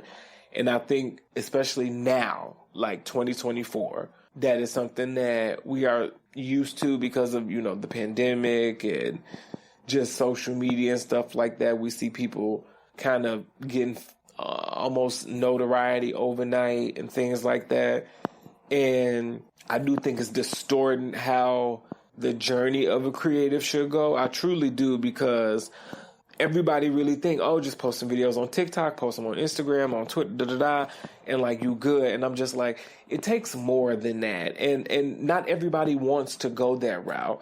I argue with people, not argue, but I talk with people about this all the time, because people always tell me that you should do more TikTok videos and and I'm like, no, I'm okay. That's not for me. That's for whoever it want to be for, but not for me. And I think it has, again, messed up the discipline aspect that it takes to be a creative. Because back in the day, we didn't have all the social media, so when like your creativity was everything. You know what I'm saying? Whereas like now with social media, the creativity is a little fake. It's a little gimmicky. It's a little overdone. You know what I'm saying? So I think the discipline is something every creative needs. And again, depending on what medium. Now, that don't mean every single day of your life. Again, you got to live, baby. You got to live and be out here.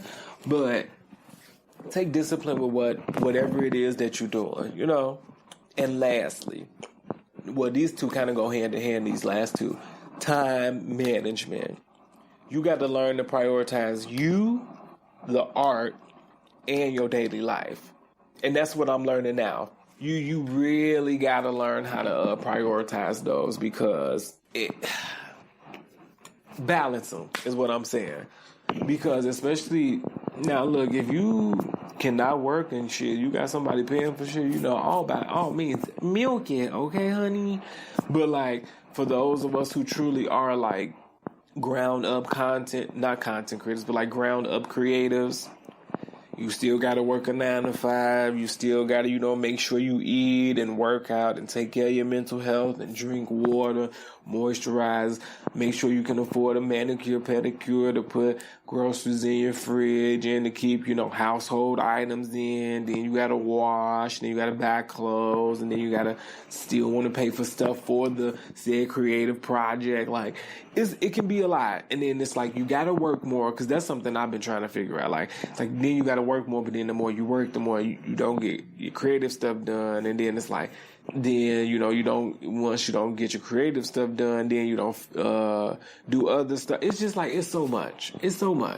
So I would just say you really got to understand time management and just understand, y'all, your calendar on your phones, your best friend. And I'm not saying live your life by the calendar, but like for real, like for me personally, Monday, like I have Mondays and Wednesdays, I have a lot of free time. Those are my days to get creative things done.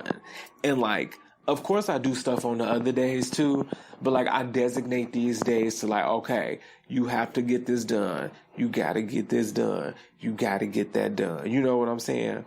So like, yeah, just like kind of like prioritize it like that. But also, again, still making sure you going to work out, still drinking water and things like that. Like, and with that too, for real, being in creatives is going to come with a little bit of sacrifice. Now, again, depending on how you got it, okay, because I ain't got it like that. So sometimes I got to go to work. But that also means sometimes I'm not about to go out. It means that. Sometimes that means I can't spend money on a trip or something to go where because I need to put money in my account for this show. You know what I'm saying? Or sometimes I can't pick up another shift because honestly, I signed up for an open mic and I don't want to extend my hours. You know what I'm saying? And it takes sacrifice for some things, but it's like, at first I used to, like, in my 20s, I was always working to the point where I was working and missing opportunities. Now I'm at the point where I learned, like, okay, I got to get the money before, you know, my art starts making me, you know, the money I need to live. But I'm not about to spend all my time at work. So, like, even this year alone, I have been, like, at work, I've been gradually turning things down. Like, nope, I'm good. Thank you. Nope. And if I can pick up a little extra, I'll be like, oh, yeah, I could do that. Oh, right here. Boom. Right there. That's good. But I'm not, because I could say before, I used to break my back for work. Again, to the point where I was missing opportunities, but I said, oh, no more. No more. But then I also know when, like, okay, girl, like, some of these things I'm doing not paying, and I do need a little bit of money because, hey, some holidays, or I just want to do this and that. I'm like, you can pick up a little, you know, do this and there. But the good thing is I'm also finding stuff that I like that does pay well rather than just a bill-paying job, you know? So, and that takes time. You know what I'm saying? So, yes, it's going to take a little sacrifice, too. Also, next, I wanted to talk about, in my personal opinion, some creative do's and don'ts I feel like creatives need to learn about. I got 2 don'ts. And if you know more, please let me know. 2 don'ts I have. I said, don't compare. Do not compare yourself to other people. That's where I feel like the downfall of creativity is. Yes, a lot of us kind of do the same thing, of course, but you are you for a reason. Don't compare yourself to anybody else. There is that. I think that's, I'm gonna be real, that's something I really had to sit down with myself about, like, in my early 20s, like, comparing myself to other people. And I was like, I think that's where it got me the notion of, like, I want to be the serious actor. Because I'm like, I see everybody around me doing that route. And now I learned that, yeah, that's not, that wasn't smart. That wasn't something I needed to be doing. And also, too, it's just, what's for me is for me, is what's for them is for them. So don't compare yourself to nobody else. You do what you do. You create what you create. Because that's the reason they're doing what they're doing. It's the reason you're doing what you're doing. Now, this is a don't for me, but, and I'm going to talk about it more, of course. But, like, when being a creative, I just say, personally, and if, I understand people's circumstances, whatever, don't thirst for money. Because, especially in this creative route, that's, I feel like how you get taken advantage of. You do anything for a check, and then anything turns into just crazy stuff. Okay, so don't just do anything for a check, okay? And I know, the dollar, we need it to live, we need money to live, but girl, I'm sorry, but just don't sacrifice your artistic integrity. That's all I be saying. I know people can, that can mean a lot of things for different people, for different people, so just don't do all that. You know what I'm saying? Them two. Do's. Okay? Things you should do. Schedule time to create. Meaning, like I said, time management. Again, schedule time. Use your calendar and be like, this is going to be my day to create. Because I put my phone on Do Not Disturb, and I'm like, okay, I have to get things done. Of course, I got my select few people that come through when I'm on Do Not Disturb, but that's what you need to do sometimes. Especially, again, depending on what you do, you need to write, you need to practice, you need to rehearse, you need to memorize, you need to sew, you need to draw, you need to paint. Just set aside some time and do it. And even if, on some real stuff, say if you set out 2 hours of your time, right? Let's say that first hour, nothing happens. And then, maybe in that last 45 minutes, something pop, use it. Because that happens to me sometimes. I'll be like, okay, I'm about to sit down and write. And then I'm like, I can't think of nothing right now. Nothing's coming up.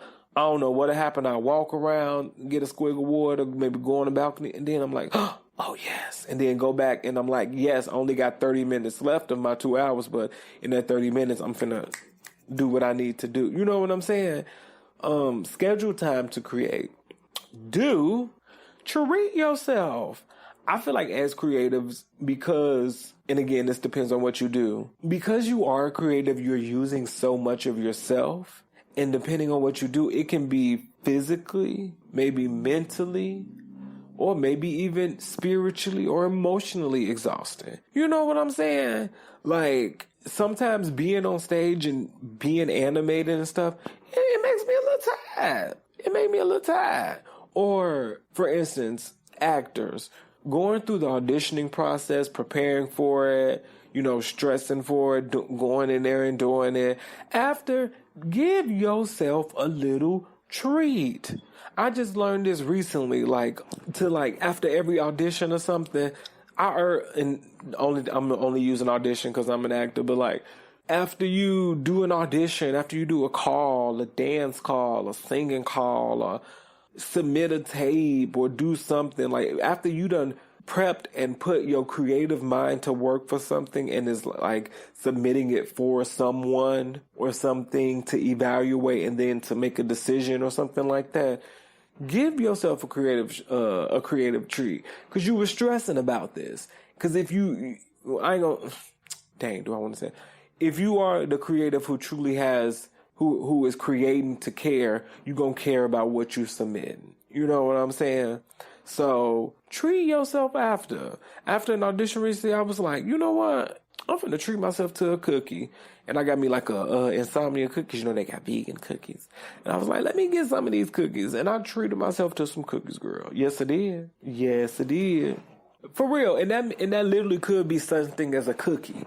Some of y'all, you want to get a burger after audition, especially after you probably done, look, you was dancing, y'all dancers, that'd be the first thing I do after audition, go eat. That'd be the first thing I do. So yeah, y'all deserve.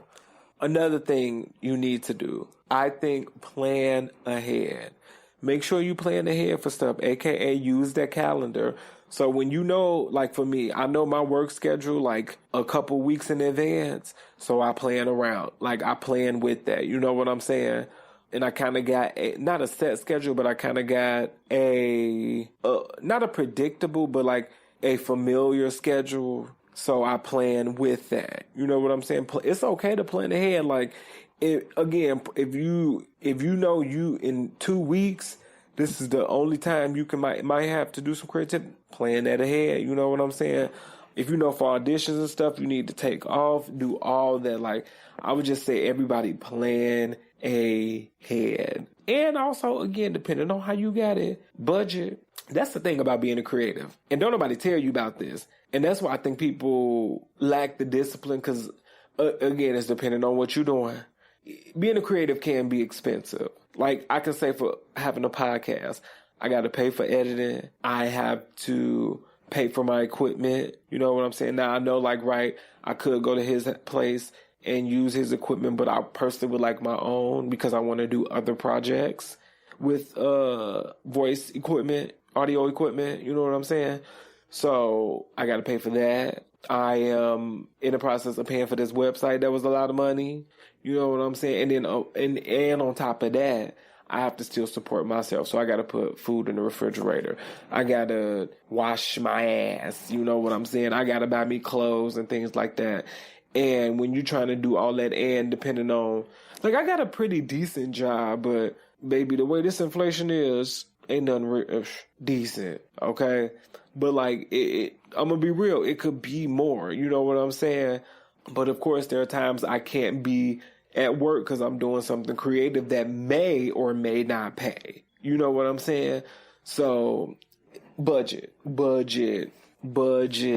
Have you different bank accounts where you can push things to the side for different things. Because that's one thing I kind of do. I kind of do like my everyday bank account and credit card. Then I got like an artistic account, I like to call it, where like my things from when I get paid from like creative projects, that's where that goes. You know what I'm saying? Creative people also look at investing too. You know, that's a way for you to get income.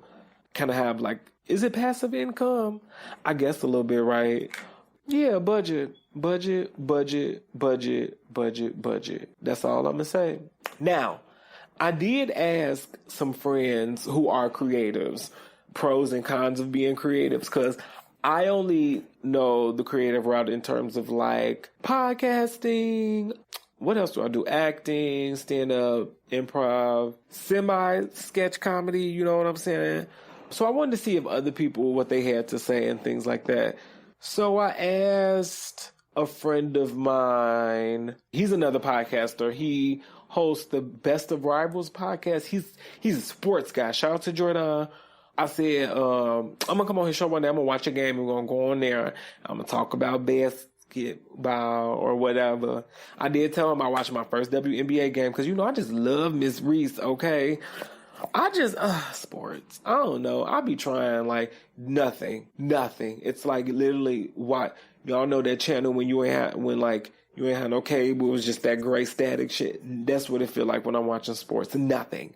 But the WNBA, it gets me that much excited. You know, they got Ellie, you know what I'm saying? And then they got Miss Reese, and, you know, people starting to come to the WNBA games. Yeah. He said, the pros are being able to connect with a passion of mine and an outlet where I'm able to express myself. It's my project, so I determine the pacing and everything in between, full autonomy. Connecting with others or may either disagree or agree with my views, good mental exercise. So those were his cons, which I agree, you know, being able to connect with the passion of mine. I love comedy. I truly do. It's like, I knew it, but now I can like, I know it and I know why I love it. You know what I'm saying? So I get that. I do get the, you know, it's my project thing because, you know, it's nice just having something that you know, like what's going on. Like, and not to say as in a control way, but just like, you know, baby, this mine. Connecting with others, I do enjoy that. I do.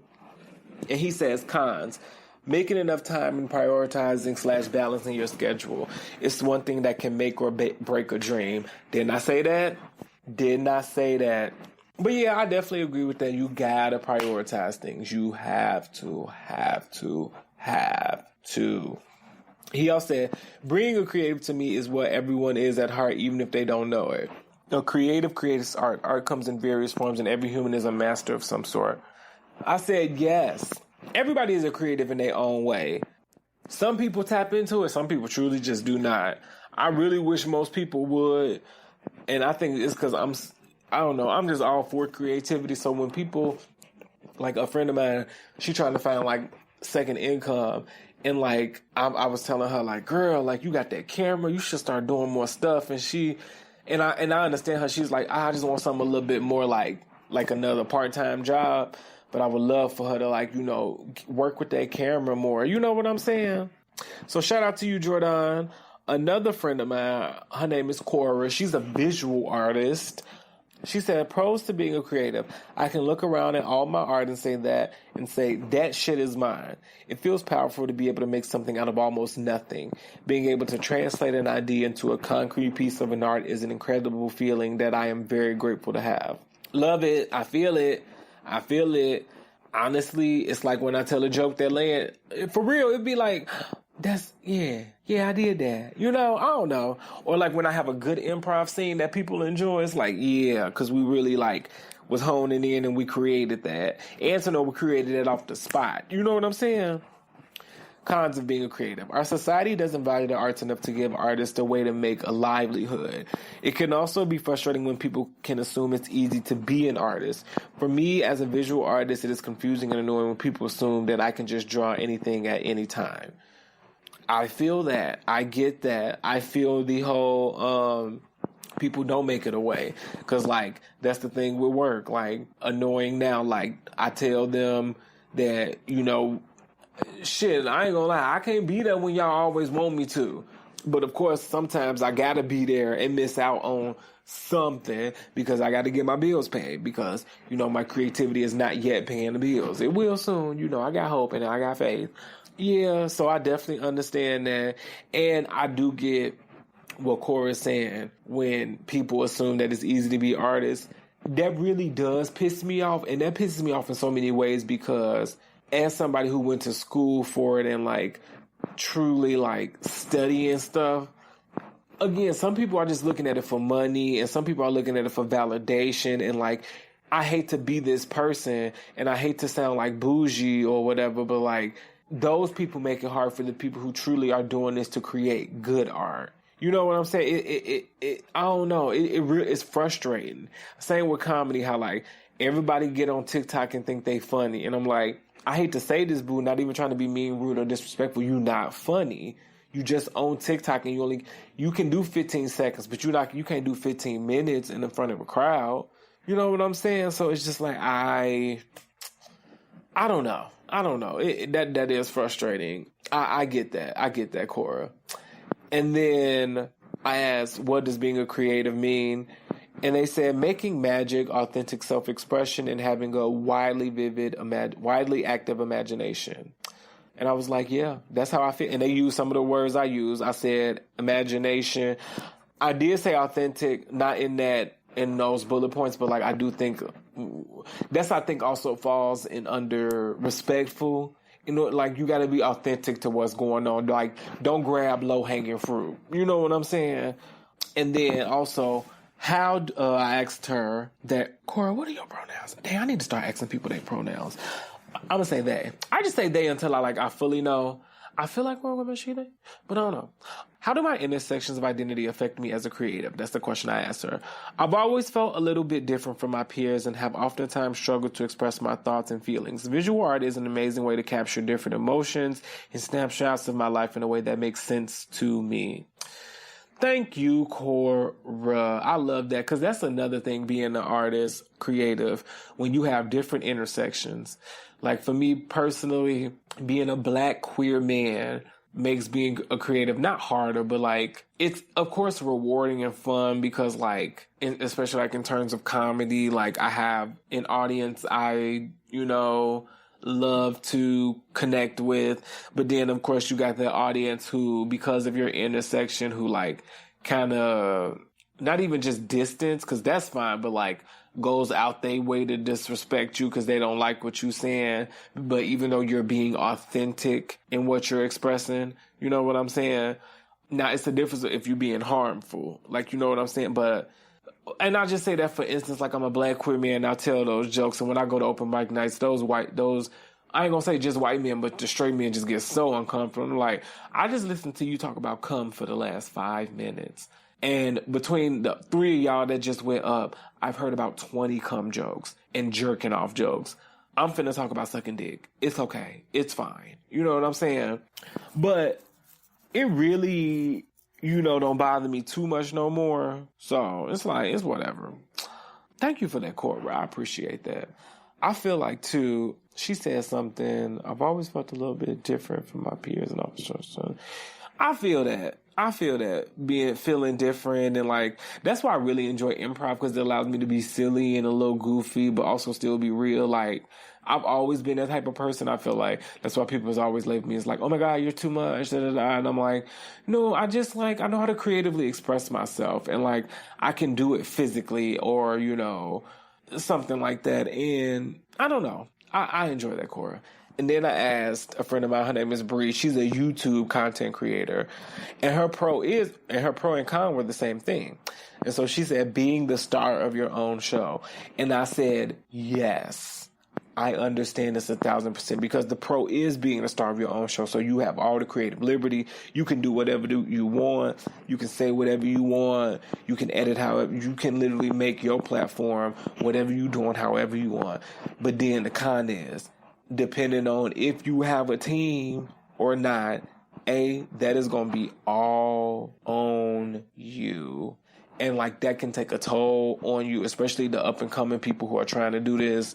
Like I can tell y'all right now, it's a lot trying to maintain a website, maintain 3 different social medias, make sure you posting adequately on all 3 of those social medias, coming up with creative postings to create for those social medias, recording the show, finding topics for the show, because I like to research and do a little, like, a little something and get feedback on when I do the marinates and stuff like that. So that take a hot little minute. Then on top of that, I got a job and trying to do stand up, and then doing improv, and then going to the gym and all that stuff, and taking care of myself. It's a lot. It's a lot. Being a star of your own show is good, and like Bree said, it's a pro and a con. But like, if you really enjoy it, you gon' again find the balance. And I can't say that enough about the discipline and stuff. If you gon' really become a creative, you really gotta create discipline, and you really gotta understand time management. You must. And I mean that. I really do. Now, I said some of my pros were getting able to have fun with what you do. Because, like, I love what I do. Like, I love this podcast. I love doing stand-up. I love doing, like, I really do enjoy it. Like, it don't feel like a job. It's something I truly like to do. And, like, sometimes I may get paid for it. Sometimes I don't. But, like, I just like it, I feel like, and also another pro is depending on what you do, you educating. You know what I'm saying? I feel like with this podcast, I love having guests on and doing different marinades, because it's educating me, it's educating y'all. You know what I'm saying? It's just fun. And I love learning about new stuff. I really do. That's why I can't wait to get, the Rewind After Dark started. But we're going to talk about that later. I enjoy networking. I do, especially with like Black and brown creatives. I love seeing what people are doing and seeing how we can just help each other. I love that. And I think that's what more people need to do. I know there are creative events in Chicago, but I feel like maybe I'm out of the loop, and I'm really going to try to do more research and try to get in that loop if I'm out. But like, I just don't see enough. Like, it's not like in New York yet. We're trying to get there, but we're not there yet. Also a pro, and I know this sounds crazy, but just creating something. Like, I feel so good when I put together a show or when I got a set I got together. Like, I just really enjoy creating things. Like, or if I like create a new post on Canva or like something like that, I'll be like, look at me go, girl, I did it. Cons. Now, this first one I'm going to say yet, okay? But I guess the cons, especially when you're starting off and how you're starting off, you can't do it full time, because I could do it full time, but I can't afford to do it full time just yet until it starts to pay full time money, okay? Depending on what it is, another con could be people don't respect it. It's just stupid. Some people, I'm trying to think like, some people just don't respect content creators. And I'm like, man, your business. I do feel like another con can be oversaturation, but in that same thing, like, still do what you do. Like I said, don't compare. Don't worry about what everybody else doing. Do what you do, okay? And also another con is depending on what creative route you are taking and what you're doing. It can be a lot, like a judgment on yourself, like especially like I think of specifically going to auditions and stuff, because after a while, if you get a lot of no's, it'd be like, damn, am I good? When it's not even just that, it could just be, I'm not gonna say good, but like it could just be like you are not fitting any of these roles at the time. You are not. It's probably just not your season right now. And it's especially when you are doing something that is audition based. Oh, the judgment of yourself can kick in so quick. So those are some of my cons, my pros and cons of being a creative. But overall, I enjoy being creative. It's fun. I'm going to be real, and I know some people don't like this.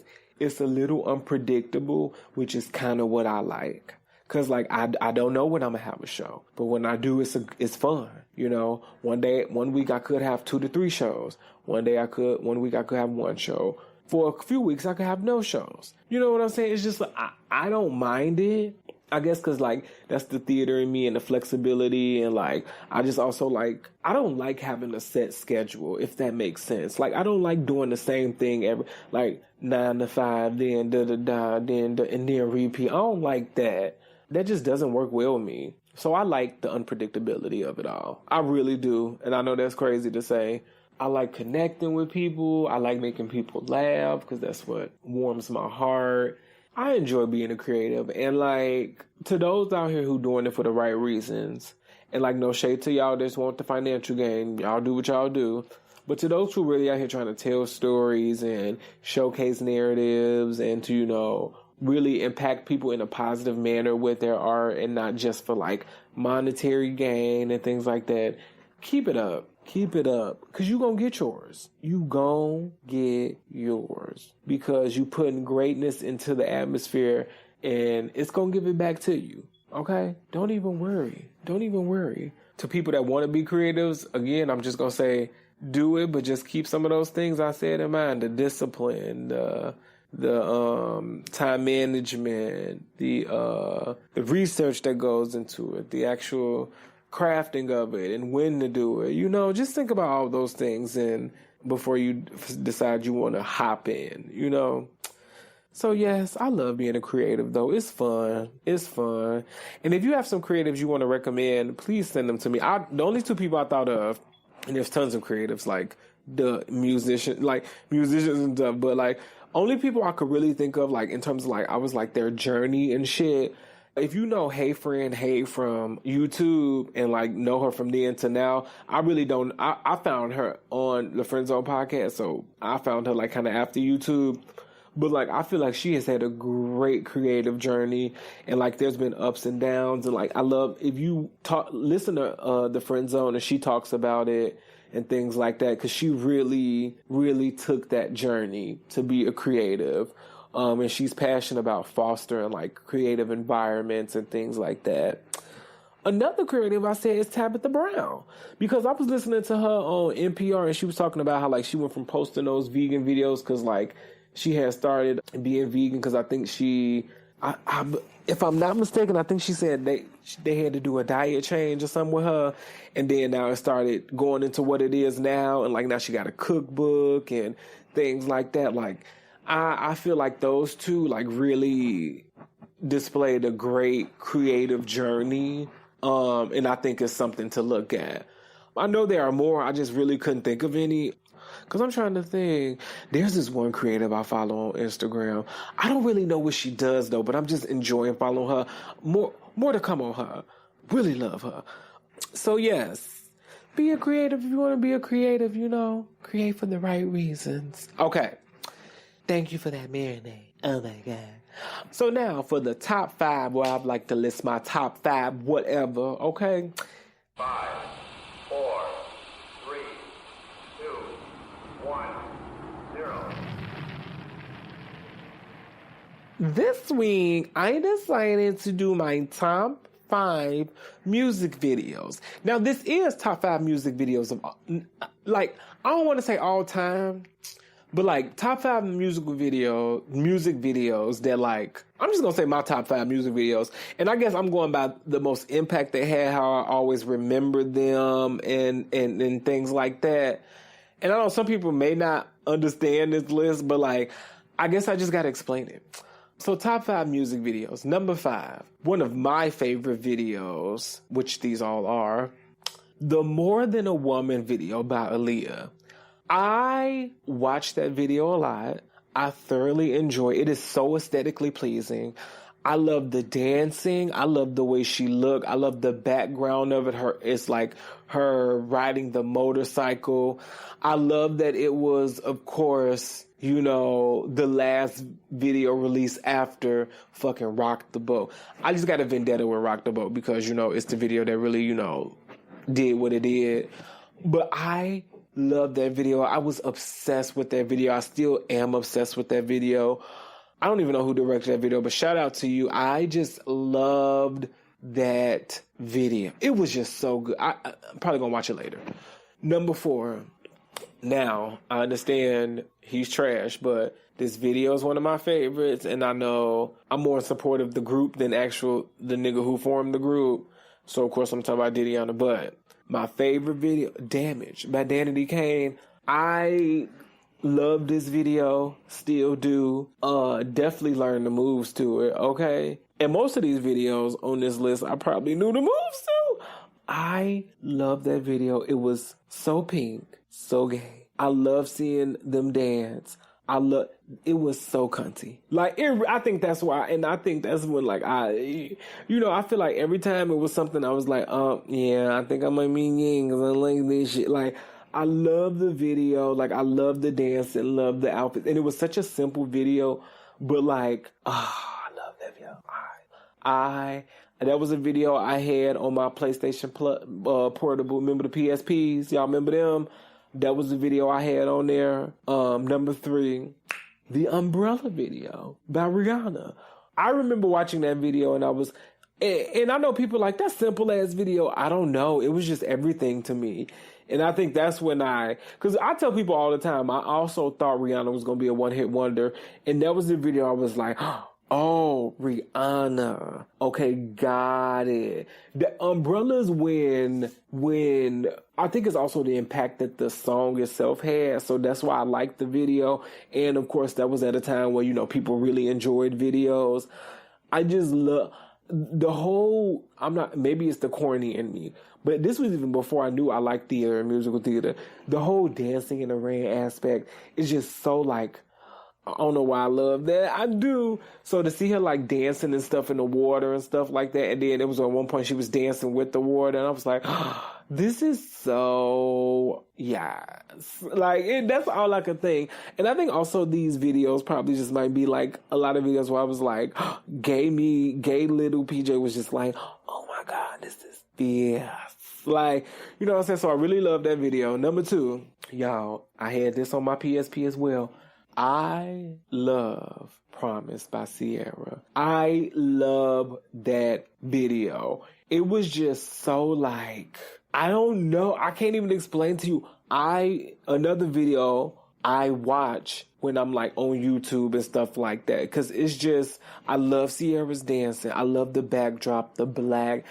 And sometimes to me, I tell people, see, that's when videos back then, less used to be more because they put more into it. Now these videos, it be a lot in terms of like product placement and like backdrop and all that. But like, it don't be a lot in like, I don't know, like good, I can't explain it. I cannot explain it. But, that video, the dancing, I love her dancing in the hood. And, you know, I learned that video. I think it's also, too, because I saw the access granted of it. And I just like watching Sierra make that. And, like, I thought the whole, especially, like, the dancing with the microphone part. Oh, I thought that was brilliant. Oh my goodness, that part. Like, I used to do that with the broom at home. I loved Sierra Prom. That video is chef's kiss. It is phenomenal. Oh, that video is so good. And number 1, one of my favorite videos of all time. It's so aesthetically pleasing. And of course, you know who it's by. Blow by Beyonce. I fucking love that music video. I don't know how it's shot, but first of all, the way it's shot is so like bright and poppy. I can't explain it. And I know some people are like, bitch, what do you mean? I'm like, bitch, I don't know. Just watch it. Or maybe, maybe I gotta get TV. But I love it. I love the dancing. I love the whole roller skating aspect. And I don't know. When I first saw self-titled in all the videos, I was like, excuse me, what's going on? What is this? That video, and I'm trying to think what other video, because she made a video to everyone. Yeah, I even prefer this over the Flawless video, the Partition video. Yeah, I prefer this over all them videos, but yeah, Below is fun. And then Solange is in. It's just, again, like the Aaliyah video, it's just so good to look at. It's just great. It's just great. Those are my top 5. And I know them videos probably people be like, really? Your top 5 of all time? Would I say all time? Would I say all time? No. We're going to say top 5 music videos at this moment. Because I don't think that I could say that as all time. I don't think so. I just think maybe that's top 5 music video. Maybe top 5 memorable music videos. Or top 5 most memorable? Because these videos just stick out in my head. But why do they stick out? Why do these videos stick out? I don't know. But I'm just going to say top 5 memorable music videos. My top 5. So, use hashtag top 5 rewind and share yours. Yeah, we're going to make it top 5 most memorable music videos. Music videos that you just remember. But that's the end of the show, y'all. As always, thanks for tuning in, y'all. Find me on, Facebook, The Rewind, Instagram, The Rewind, Rewind Podcast, Twitter, The Rewind. Trust me, y'all, the website gonna get back and up and running soon, but Oh, and we also on YouTube now. I am also on YouTube now, too, The Rewind. You will find episodes of the show on YouTube. So, send an email to The Rewind, pjdj@gmail.com for Ask The Rewind, because I want to answer your little questions and stuff. So, yeah, y'all, thanks for listening. Bye.